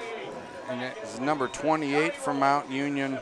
Which is John Rowland out of Northwood, Michigan, senior. Nice play. He kept some good depth. The ball was kind of overthrown, and he played it well. Played the ball real well. So the Defiance defense is in a familiar position here. They're back out on the field, and so Mount Union comes out with Ruby to the left.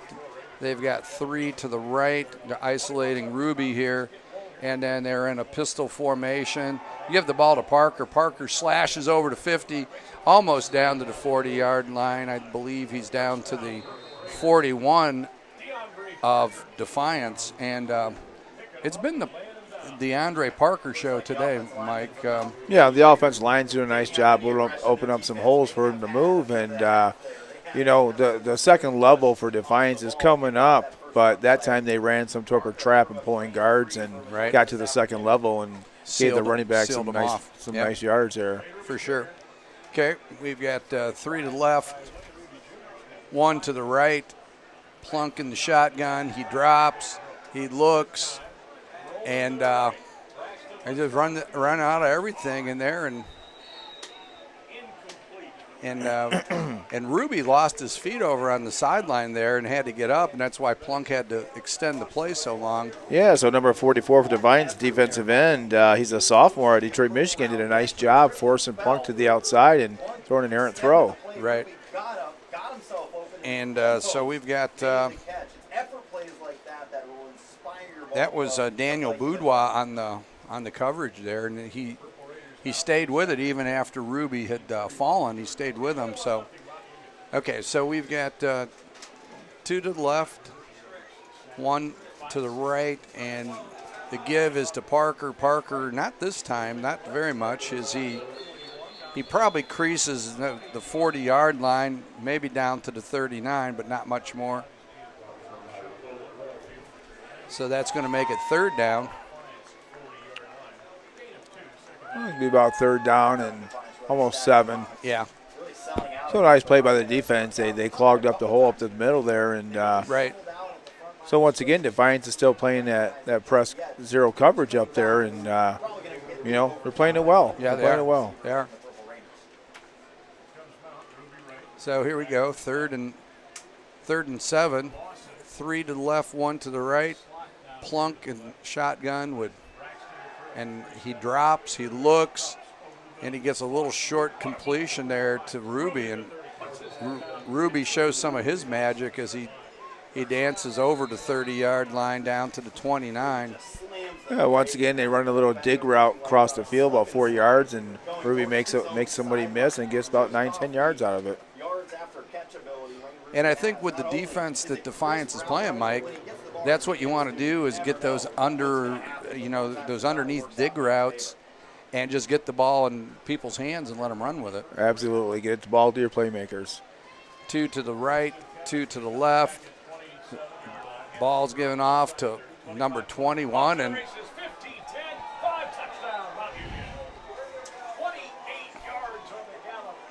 that is Darnell Williams, a senior.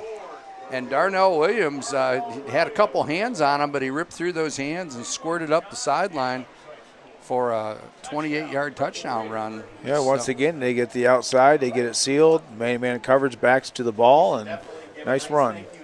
And that's a correctable thing there too, Mike. That's simply you just can't reach with the hand. You're going to have to put a shoulder in them, and that's where Williams was able to keep his balance down the sideline and got into the end zone. So that's where the little things that Defiance will need to look at in the future. But, if they can clean those things up, things are going to go pretty well for the Yellow Jackets on that. Yeah, look at Mount Union, the depth there, number 21. They did a nice job sealing it off, running the same basic plays, and just making things happen. Yeah. So 12 minutes to go, 28-0, Mount Union. I would believe many people, on social media in the last couple days did not expect it to be this close, Mike, at this point.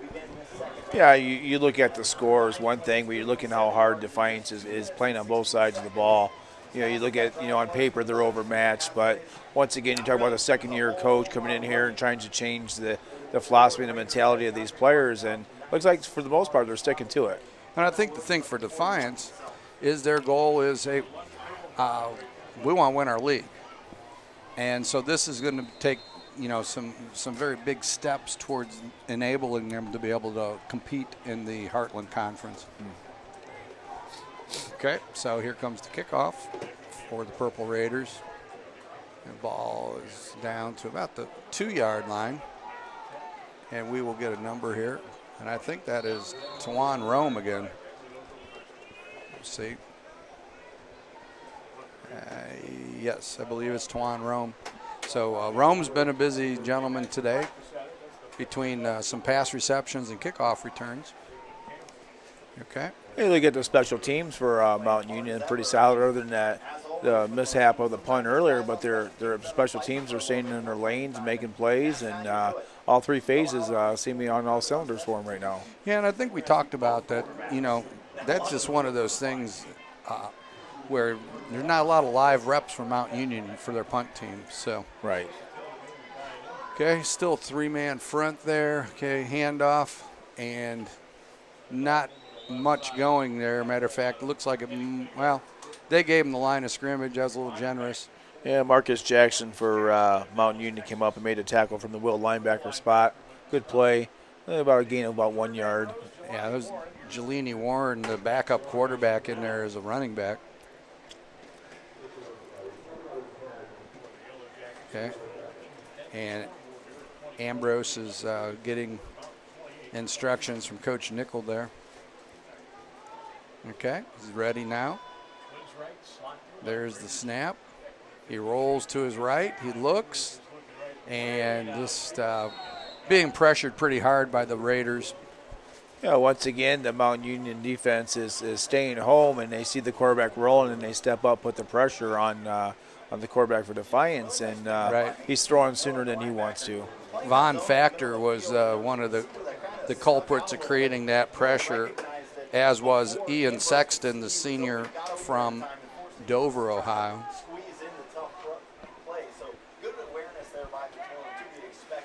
Okay, so we've got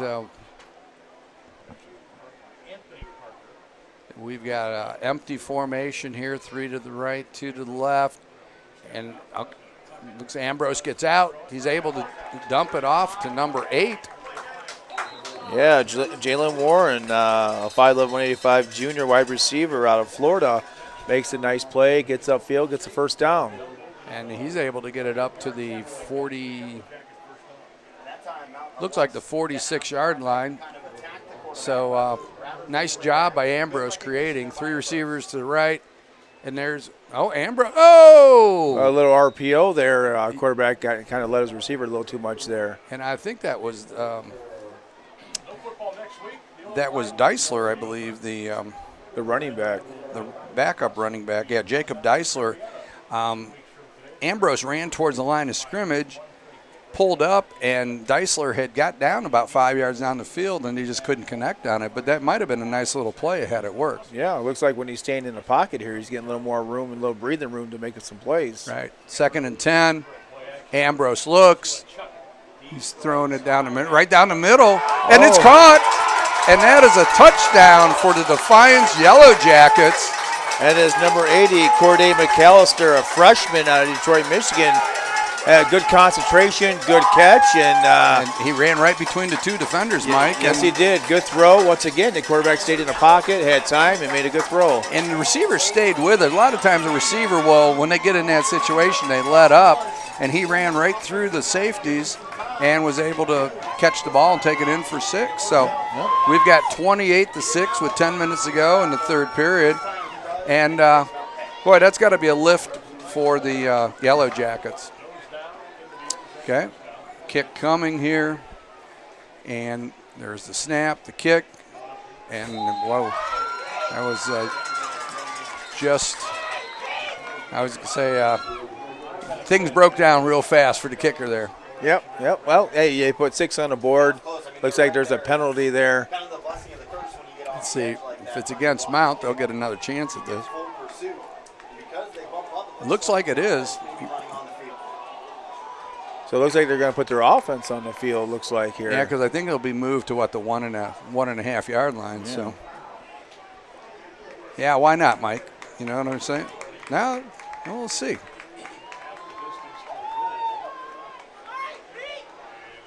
Yeah, so it's at the 1.5, and that looks like you're right, Mike. The Yellow Jackets are going to go for 2, and why not? You know? A couple extra linemen to play that double. So they do. They got this inverted wishbone out here. Some linemen in this as lead backs here. Look at it. They're just going to push it right up the middle. They go either side, and no, Mountain Union was. They were ready for that. They stepped up hard on that one. And Von Factor was involved with that again, as was number 1 for Mountain Union. That was the bandit, Rossi Moore. They weren't fooled by anything on that. Yeah. Well, when you put 2 linemen in the backfield, it's kind of a given there. Yeah, you know they're not catching the ball. So 10:37 to go, 28-6, Mountain Union.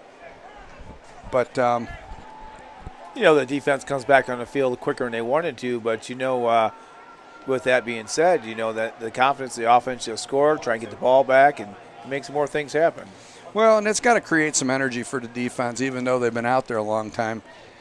They've got to be pumped up a little bit. That the offense, upheld their half of the things. So, Absolutely.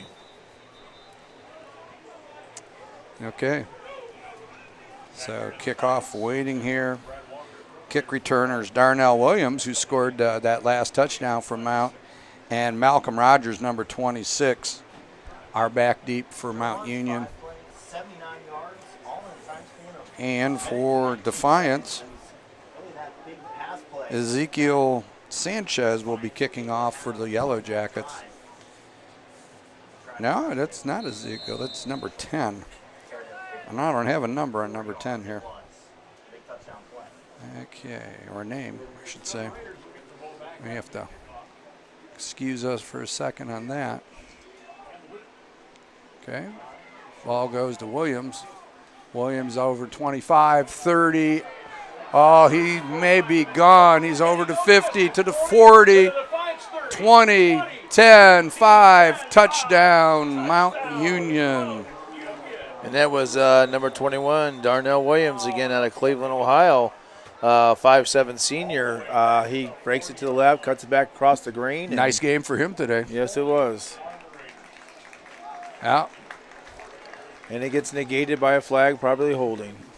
holding or illegal block, I'm sure. Wow, that was a that's a nice highlight film play there. I'll tell you what. Oh, Defiance catch your breath there for a second. And Yeah, and that I was just going to say that one of the worst things that can happen to a team that's trying to catch up is they go down, they score, and then special teams fails, and they come back and score, and that just takes everything away from you. absolutely. And in this case, it worked out with a penalty, so Defiance is going to get back on defense and see if they can stop the Purple Raiders. So we've got 3 to the right, 1 to the left. Motion. A little And they give it counter to back Parker. inside. Parker is over to 40, to the 50, 40, 20, 10, 5, touchdown, Mount Union. A 71-yard run there, Mike. A And nice little play they drawn up there, a little fake for the jet sweep, and gave a little counter back in the inside, and off to the races.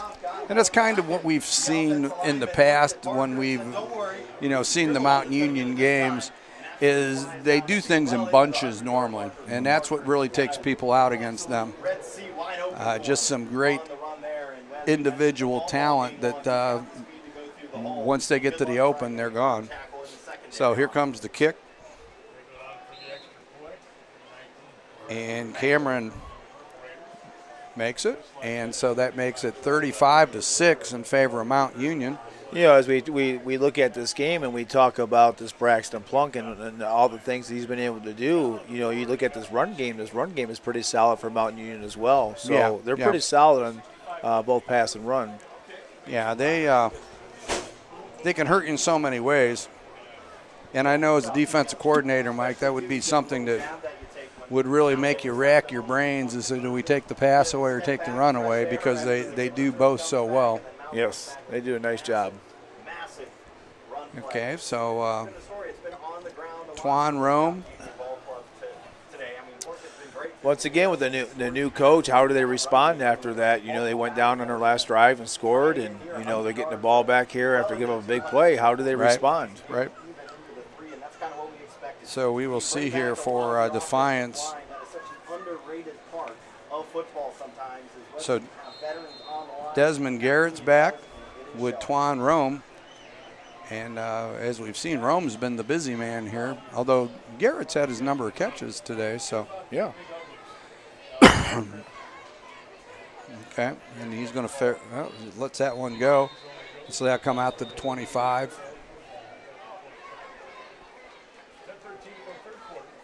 Okay, so we're going to see here what the approach is to see if they, can Defiance do this back-to-back now. This is the key for them, is to put another good offensive series together. And if nothing else, that might be the most important thing out of this, is to be able to put back-to-back drives together like that. Yeah, just stick to the game plan which you've been practicing in the off season here, and try not to go outdo things that you're not used to doing. They've got the inverted bone set again, and they give it to Freeman, and Freeman picks up a couple out to about the 22. Yeah, so they're gonna try and punch the ball down the field here and do a little play action pass, which is smart. You want to come out there and start throwing the ball over the place and make some big mistakes. So yeah, it's a smart move on Defiance's part. I think you've got to be able to get in there and run the ball, because you just can't depend on the pass for the whole game. Yeah, so, the defense would just pin their ears back and just cause chaos. So, I think that's smart, trying to establish the run. And Freeman, play action fake. Whoa. And and I think that's Twan Rome again. And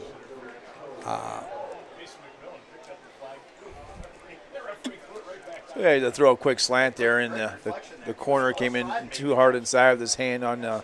Actually, it's Jalen Warren. My mistake on that. But yeah, he was a little overly aggressive and put him in a bad situation. So we get first down, and we're down on the 40-yard line. So Defiance can start back up again, possibly the run game again or a play action pass. They're sticking to their game plan, and it seems to be working. And they're moving the ball, and that's what they want to do with this offense. And I think too many times teams get out of what they want to do too quickly. Okay, so Ambrose switches Freeman to his right. A little option, but that didn't fool anybody, as Mount Union was all over that. Number 9, Marcus Sahir, came in out of his defensive end position and closed down on the quarterback. And number 0, Duke Hill, was in on that too, the nose guard. Possible option for the quarterback to run there, but if he would have tossed it, either would have been a loss. Yeah, Ambrose had just nowhere to go on that, Mike, and so we may have to take that one off the play sheet for today. Okay, it's Freeman off to Ambrose's left. 2 receivers tight to the left, and Ambrose rolls to his right, and the ball flies out of his hands out of bounds. Yeah, once again, he's rolling out and just running out of space and just tosses the ball out of bounds. It was a smart play. Yep. It seems to me when they were successful earlier is he was staying in a pocket, getting the time to put it downfield. When he gets out in space like that, there's too much pressure in his face. Okay, so we've got 3rd down and 11. And let's see what happens here with Ambrose. 3 receivers to the left, and Ambrose is able to get – oh, no, not quite. And then another host of Mountain Union defensive linemen come in, and as he steps up and takes them down. Duke Hill was in on that again, and Caleb Brown finished off Ambrose on that. Yeah, this Duke Hill, we've said his name several times today, a senior, 275 pounds out of Memphis, Tennessee, is causing all kinds of havoc on that nose guard position. Yeah, he's a big kid. Okay. Speaking of some big kids, look at those blocking backs, Mike, for Defiance. Yeah, that's a pretty big wall back there. Question is, if they snap them the ball, would they know what to do with it? Once again, nice punt again. Nice. Back to the 14-yard line. And that's and tripped up by, I think that's Deisler. Yeah, number 23 for Defiance. Yeah. We talk about the special teams. They don't get a lot of accolades here, but the punt team for Defiance, I know a lot of people won't hear, but been doing very, very well, pinning Mount Union back again. Looks like inside the 20. Yeah, Jacob Deisler on that. It was a nice job. Wow, what a boomer. Those kicks, I'm going to tell you what. The Defiance kicker, he's earned his money today. Yes, he has. Okay, Mount Union back on the 9-yard line. We'll see what Braxton Plunk can get going here.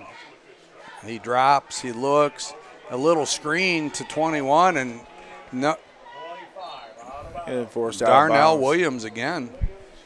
And Darnell's had a nice little game for the Raiders today. So, Mount Union runs as this short game type of offense with their run game and their pass game. It seems to be clicking pretty well for them. I haven't seen too many drop passes or errant throws for the most part. Right. That's what they'd like to do is get to the outside and let their playmakers run with the ball. Right.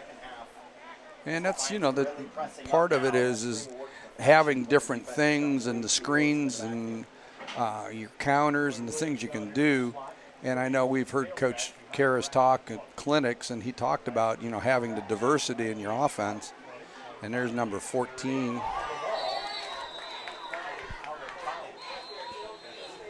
And that is Ray Williams, a senior from Holiday, Florida. And Ray had squirted up the sideline there, and the ball squirted as well. Yes, it did. So it's up to about the 35-yard line, Mike, and By the time Defiance looks over, he's already got 10. and again, not a lot of downfield.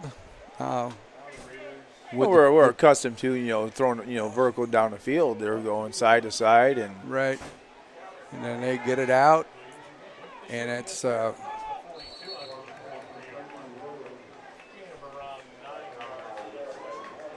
number 14 there. Ray Williams. Ray Williams again.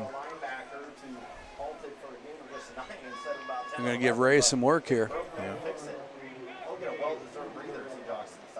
And now number 18 is in for Mount Union. Let's see what we got here.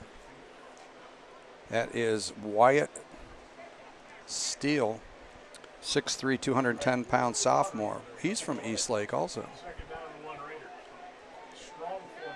And Plunk gives it to Darnell Williams, and Williams pops off a nice 10-yard run and moves the chains. Yeah, Darnell Williams got really good vision. He comes up there with his own reads, and he makes one cut and moves north and south, north, and he's getting some chunk yards here with their run game. Got nice breakaway ability too. So if he gets past the linebackers, he's going. Okay, so Mount comes out. What?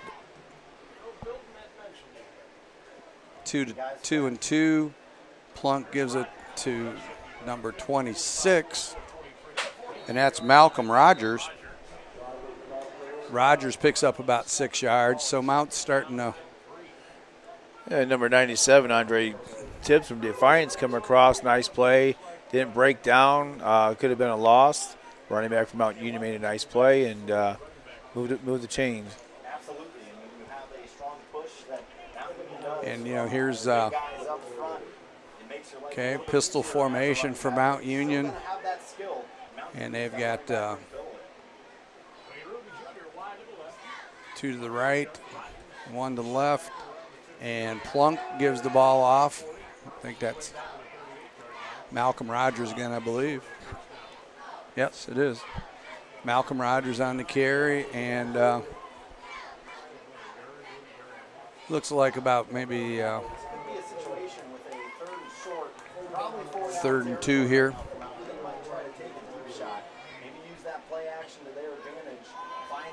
Okay. Oh,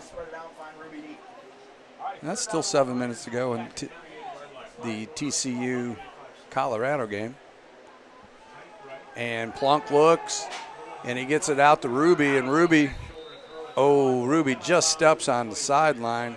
Yeah, ran an outside fade there. Good throw, good ball placement. Ruby makes a good play. First time we've seen him stretch the ball in quite a while. Right. And that's another first down for Mount. And really just the possession passing game here, plus their running game, and that's really all Mount has to do right now. Yeah, the defense, you can see they're getting a little tired out there, running side to side, and so see if they can stiffen up here. I think that's the problem a lot of times when you play teams like Mount. For teams like Defiance, is your depth just catches up with you on that. And wow, and Plunk didn't really fake anybody out on that one, so he just. Yeah, number 4, Jalen Red came up, and he seen number 4, and he just dropped to the ground. It was actually smart on his part. Yeah, decided to eat the turf there. It's a second and 11 here, and That is the best decision to make. we'll see. Not to try to force anything. 2:57 to go, and this period has flown, Mike. Yes, it has. So, It seems a little one-sided here. Mountain Union's had the ball most of the quarter, and right. Okay. So Plunk gives the ball to Darnell Williams, and Williams just slashes through. yeah. So what Defiance has done is they moved their tackles and ends to the outside to take away the outside movement. Now Mountain Union's just running inside. Wayne Ruby just had a pancake block. And, that's one of those things where you just have No, the play wasn't near him. that's where coaching makes the adjustments, and you take what they're giving you. Absolutely. So That's how you get more passes. looks like Defiance, and they're just getting a little tired there, Mike. And okay, so we've got you got a pistol formation here. Plunk gets it. He gives it to Darnell Williams again, and Darnell just gets over the 10-yard line down into the red zone.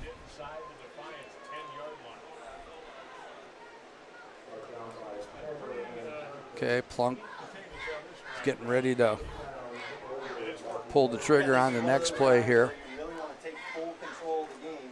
Already up to a 29-point lead, but this has been a And long this- drive, timely, and Okay. over the course of the field. They start falling back in their own territory. With two Just to the finding left, running backs. See that one to the right, with Darnell Williams off to Plunk's left. Plunk looks, fires, and Incomplete. Wayne Ruby was the target. So once again, showing his arm strength, throwing that out play, from the far side hash. That was actually a really good throw, but just ran out of real estate there. rare to hear that. Those are kind of tough to throw in that situation too. You got to give credit to Mount Union's offensive line. They're giving them time, they're giving his first and second, Right. progression in his reads. Right. Okay. So we've got two to the left, one to the right, pistol formation, and given to Malcolm Rogers, and Malcolm picks up a couple. Maybe third and 7 here. Mount has to get away. They're going to go no matter what and try to take this into the fourth quarter with an even bigger lead. 45 seconds to go in this third period. Mountain Union has just geared it down, Mike. They're taking their time, and they're using the full Play clock. full time just on the grinding play ball. clock. Yeah. Okay, Malcolm Rogers to the right. He gets the ball, tries to go wide to the left. Oh, And it's fumble. down. And number 2 for Mount Union recovers it.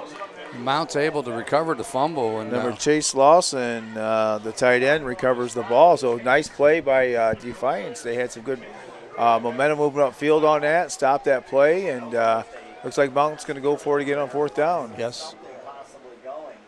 So there we go. So 3 periods in the books here, Mike, and it's 35-6 Mount Union. And Mount Union has been what we've come to expect them to be. And Defiance, I think, they've raised their game a little bit. Yeah, I would say so. They come out here and, your first game of the year, you're playing Mount Union, which expectations every year is for the national title. And new coach, new coaching staff, and come out there. And I think for the most part, they've held their own. First game jitters, you've seen some things here and there. But for the most part, I've seen them move the ball on several drives, which is a very positive thing. Right. I believe I heard 3 So we will see here as they get ready to come out. And I don't know if Rick is going to pay. We need to pay some bills there, Rick. Okay. So we'll get to that. Let's see what we have. See if we have any update on the Buckeyes. They start in 1 minute. Okay, so Ohio State hasn't started yet. So, and we are in the fourth quarter here with a field goal attempt by Mount Union. And this is Deglin Cameron. Cameron's kick is on the way. And it is good. So that moves the score out to 38-6 Mount Union. And that is officially the end of the quarter. So taking a look at scores, we've got Michigan 30, East Carolina 3. That's a final. With 4:44 to go, TCU 42, Colorado 38. We've got Mississippi 31 and Mercer 7. That's early in the second quarter, or late in the second quarter. Oregon 8, Portland State 7. And we've got just some later todays. Of course, earlier in the week, Utah pulled the upset over Florida 24-11, and San Jose State got their ears pinned back by USC 56-28. Notre Dame swamps the Midshipmen 42-3.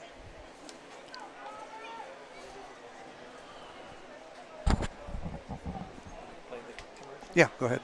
Autumn is an excellent time to enjoy the great outdoors. It's also a great time to experience the scenic Upper Cuyahoga River in beautiful Geauga County. At Crooked River Adventures, we're open year-round, 7 days a week, and we rent kayaks, paddleboards, and canoes. Before or after your voyage, you can enjoy our restaurant with patio and bar, or you can bring your own picnic. Crooked River Adventures are perfect for school outings and for family bonding. For more information, visit crookedriveradventures.com.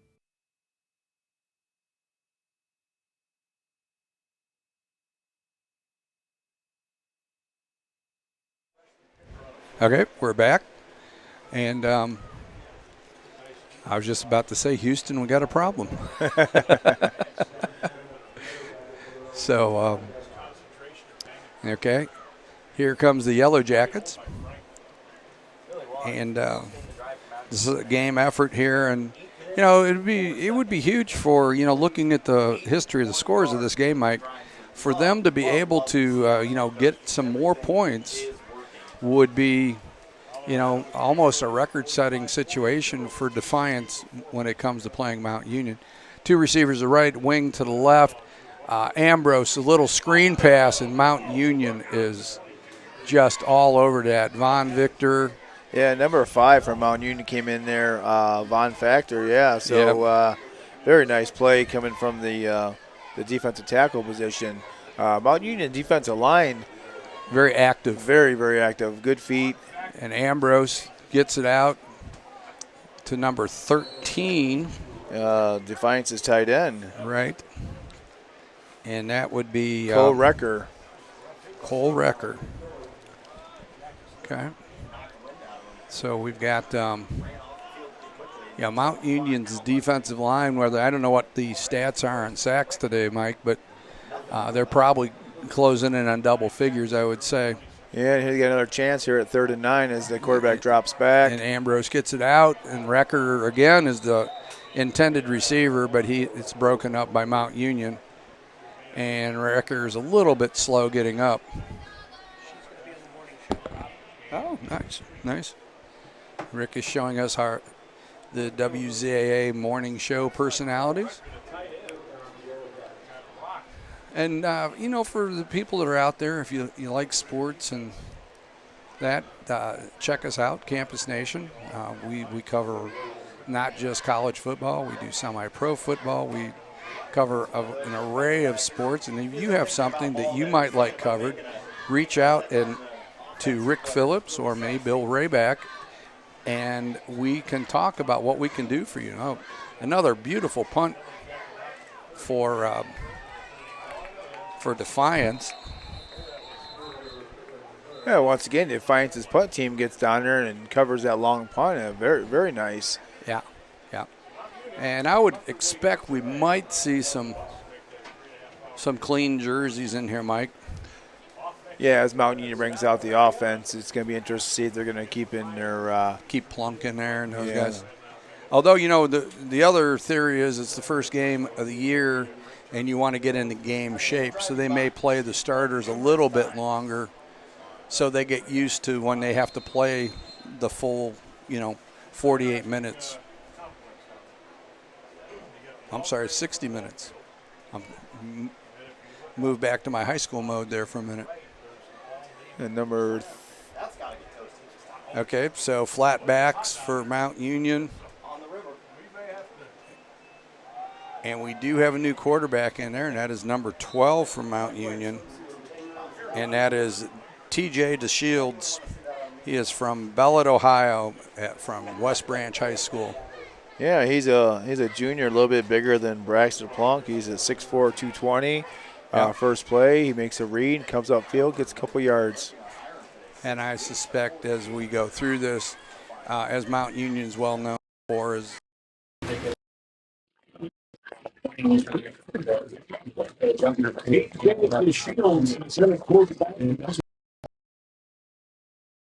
experience, no matter how, whatever their class is.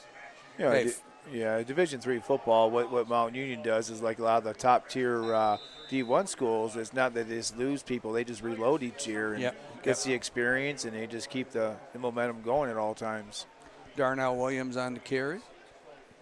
Picked up about 3.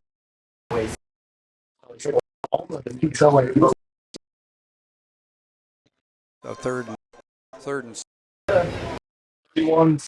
over St. John Fish.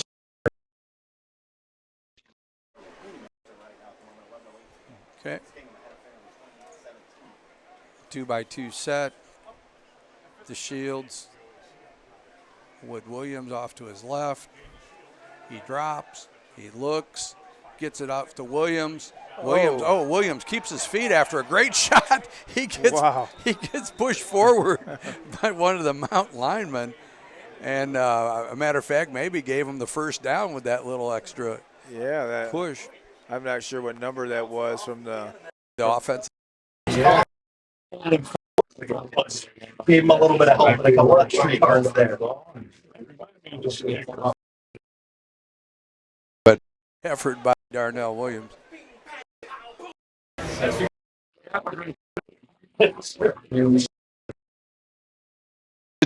From Mount Union.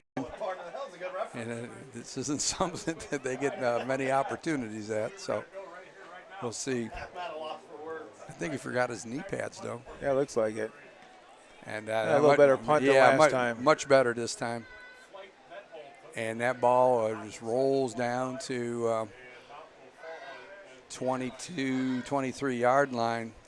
That's where Defiance will take over. Mount Union's been in a class program for years and years with Larry Karras, still involved with the program. So they try to practice on some of these different types of scenarios that you don't see very often, or they don't see very often, which is smart, to continue to sharpen all edges as you're going into the rest of the season. So what do you think, though, Mike, with a punter? If you were a high school kid and Mount Union came to you and asked you if you wanted to come punt for them, that might be a hard sell, Well, getting a national ring is getting a national ring. Yeah. Okay, that's number 86 for Defiance, and I just think he ekes out a yard, and I don't know that we've seen that as a clean jersey. We might have to dig into the roster here for Defiance. Here we go. 86 is. That is. TCU is on the move, but they're so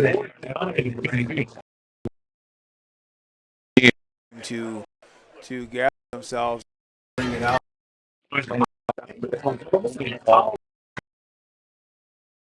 Second and 5 moves them back. Mount has put in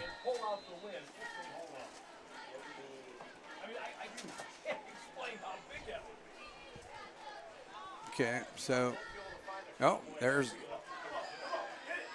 a nice little run there, and that is 26, and that is 26. Here we go. 26 is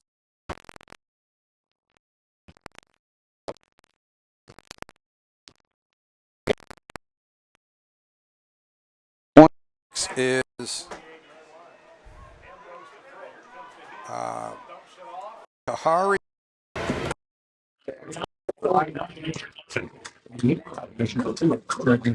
This next play is low unorthodox, but like throws it up.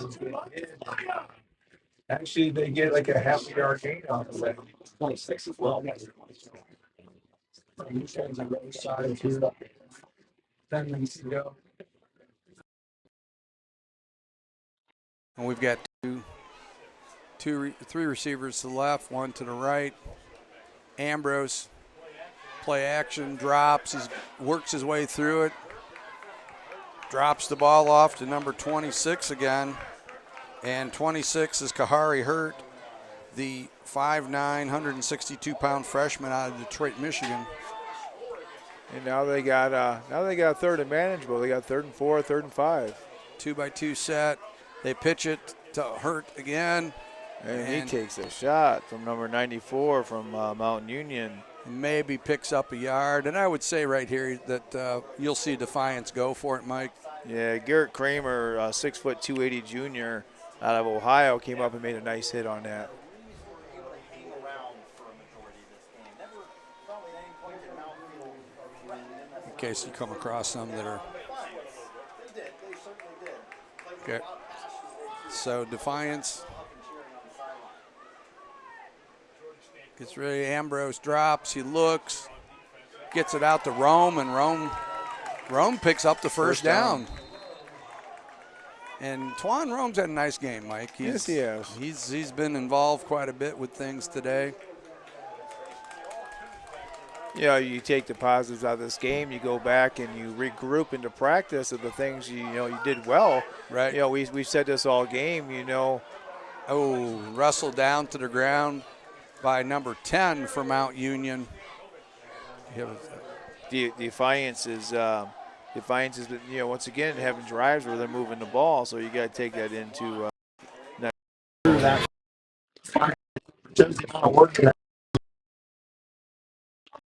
Sandwich.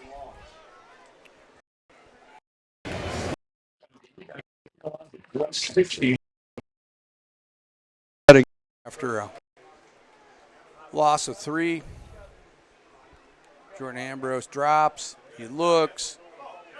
Oh, a little jailbreak screen to number 97. And that is number 97 for Defiance. And 94, once again, from his nose guard position, come down and help make the tackle on that. That was pretty impressive, as big as he is, 6 foot 280. Okay. Empty set. Ambrose drops. Quick slant. That was that All-American route. It's a double post.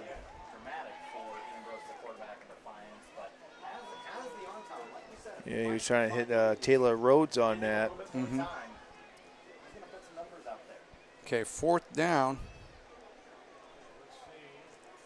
And Ambrose is 2-by-2 formation. Motion left to right. Ambrose rolls, continues to roll, and just throws the ball away.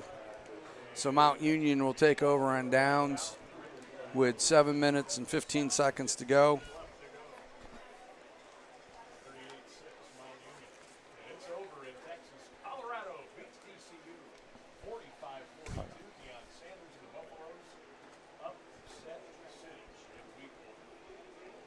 Okay, so we've got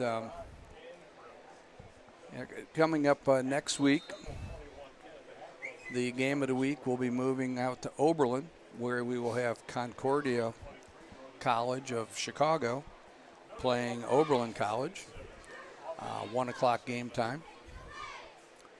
Okay, Mountain Union 2-by-2 set, and DeShields drops it off to number 11 for Mount Union. And let's see if we've got 11 here.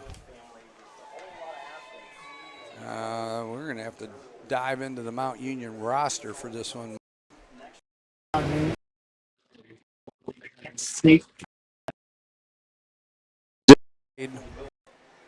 6-foot freshman.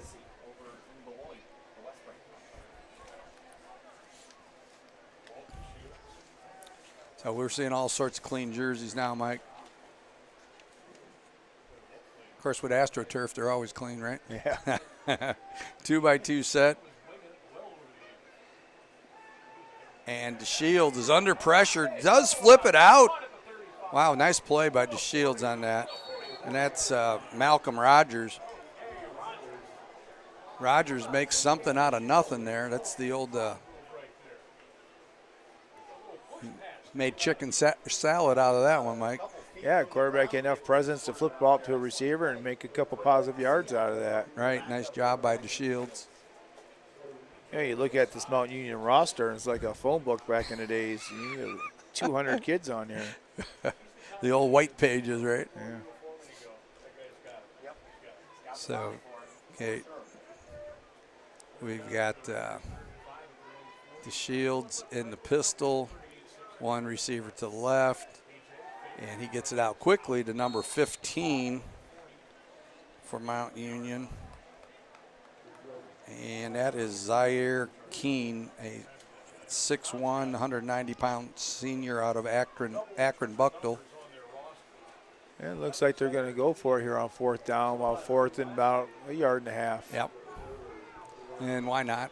With the score 38-6 Mount Union, they can work on these type of things here.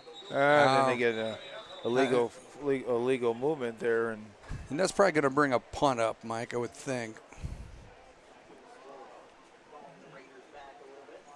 Move. Yep, and the punt team comes out.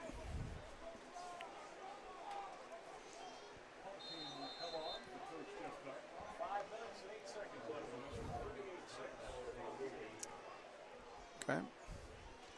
And here we go. Okay, Defiance is, they're going to bring pressure again, Mike, and why not? Yeah, they try to make something happen here. You got 4:59 left. And once again, it's a shank punt to the right. Number 40 for Mount Union. And it's about 7 plus 7, about 14-yard punt on that. Mike Franklin out of Sandusky, a sophomore. Once again, not a whole lot of work, but yeah, I would say in practice this week they'll be working on that. Yeah, I think so. You think they're going to give him a bag of balls and say, go over there and kick. Yeah. So we shall see what Defiance can dial up here. Now, again, I think we'll see some clean jerseys here again. So let's see what we've got. And the Yellow Jackets have went all the way with Jordan Ambrose, and a quick little play there to number 26, Kahari Hurt, the freshman out of Detroit. Hurt's a pretty quick kid. He's not one of those scat back kind of players. 2x2 set. 2nd and 9. Hurt jumps over to the right. Ambrose goes deep and incomplete. You know, going into the preseason polls here, Bill, Defiance was voted to finish 5th. You know, what I seen today, you know, you're going against Mountain Union, which is it's a giant. Right. You know, it's good to see some good things. You see some drives. I could probably count on one hand how many, 3 and outs they had. So, yeah, it's some positive things, First game of the year, you got the jitters. You had some, some mistakes and some penalties and whatnot. Yeah, but, I agree. They got some stuff. They can take some positive things going into the week. Yeah, I think it's going to be a good building game, and it's not one of those. I know we used to get in some situations sometimes where incomplete pass, where a game where you get beat 65-0, you don't learn a lot by watching that film. Just digs up some things that the kids don't want to remember, you don't want to remember. Right. So, you go and show them just a few things that they need to improve on. But this will be a game that Defiance is going to be able to put on and say, okay, if we did this better, there'll be a lot of positives that they can take out of this. Mount Union, looks like they might be putting a little pressure. They're pressing corners there. And, yes, they brought 3 and very, very close. But, yeah, the punter's earned his money tonight. Oh, once again, good punt and good coverage that time. Once again, they got him pinned within the 20 yards again. Yeah, nice job there. And so we will be back on the Mount Union offense, and want to get the expanded roster. Did you take a look at this? Look at this. 4, 5. Number 11. Play the lottery tonight, number 11. Yeah, I think so. So, yeah, that shows you how deep the roster is when you have 5 number 11s on the roster. So, here is Mount Union back on their, looks like their 18-yard line. And nice little run there. And I think that's Malcolm Rogers. Wow. 35. Oh, number 35. That's a new shirt. So that would be a Tyler Korn. Tyler Korn. And he is a, well, here's a running back here, 35. Ryan Eden. A freshman. So we will do our best to identify these off the Mount roster. Rushing attack is not good to go deep. Okay, so pistol formation, the Shields with Eden in the backfield still. They're going to let, thought they might let Eden finish that drive off. Okay, so second. Number 24, Tyquez Douglas came up, made a nice play to bat the ball on that quick out there. So 2nd and 10 here for Mount. 2:50 to go in the game. 38-6, Mount Union. And here is, okay, a 2-by-2 set. And we've got pistol formation. And to give, number 35 again. is it Eden? Ryan Eden, yeah. Ryan Eden. He is from Pennsylvania, junior. Hard runner.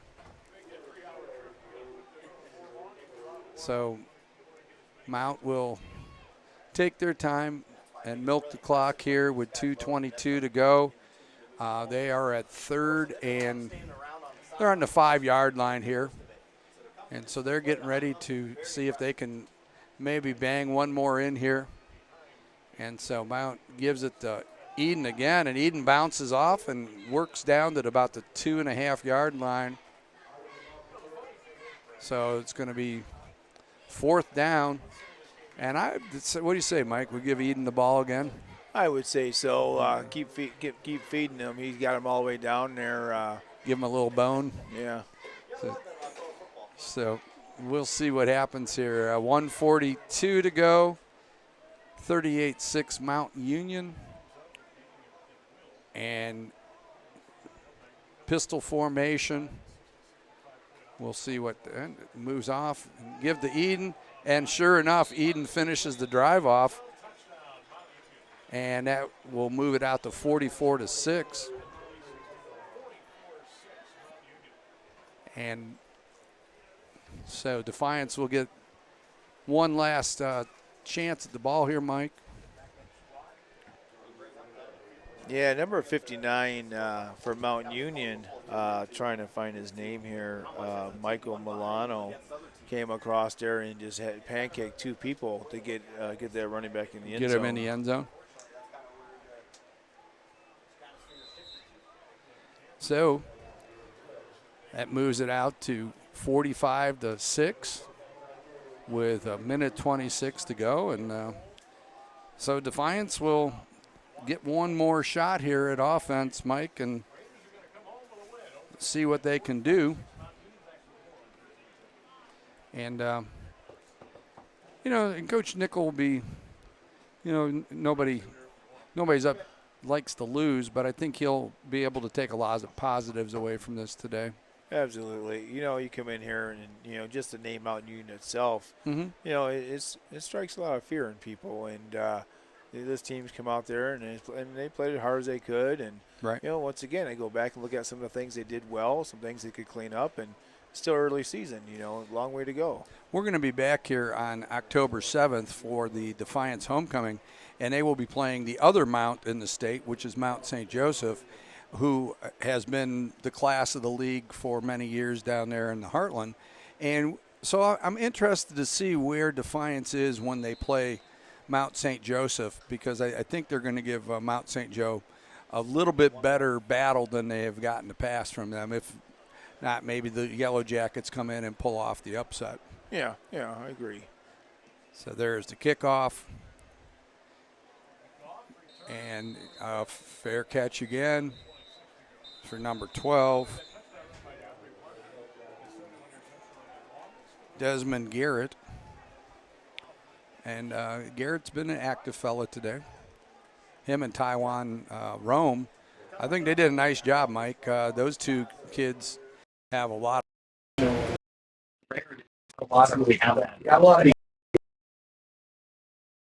by playing, and I think we'll see some improvement there. Yeah, I think you'll be hearing their names a lot this year. It seems like they when they touched the ball, they made a lot of good things happen. So right, and I believe number 14 is in at quarterback, and that is Aiden Hurst, a 5'11" sophomore from Corona, California. So they're from all over, Mike. Actually, I've been to Corona, California. Have you? That's a long ways away from here. Yeah. yes. About as far as you could go. Okay. So 1:08 to go. 2nd and 8. Flatbacks. Hurst getting ready for the ball, and he gets it, and he keeps it, and Hurst is able to maybe pick up a yard. Yeah, the read there, he made a good read, but as far as making this break, instead of going north-south, he went east-west and caused him a few less yards. Okay, so 3rd down, and this will most likely be the last snap here, Mike, as they will take it, and then probably the clock's going to run out at that point unless they throw a pass. No, And, they're going here no back, so I imagine they are going to throw here. Yeah, and they're down to 9 on the clock, so we'll see. And there's the snap. And it's a draw play, and Hurst is just swarmed under. And so that's your ball game from Defiance. It is 45-7. Mount Union Purple Raiders prevail over the Defiance Yellow Jackets. We'd like to thank everybody for tuning in to Campus Nation today for this Game of the Week program. Remember, next week we will be out at Oberlin at 1 o'clock as Oberlin takes on Concordia College of Chicago. So for Mike Reed, for Rick Phillips, so long, everyone.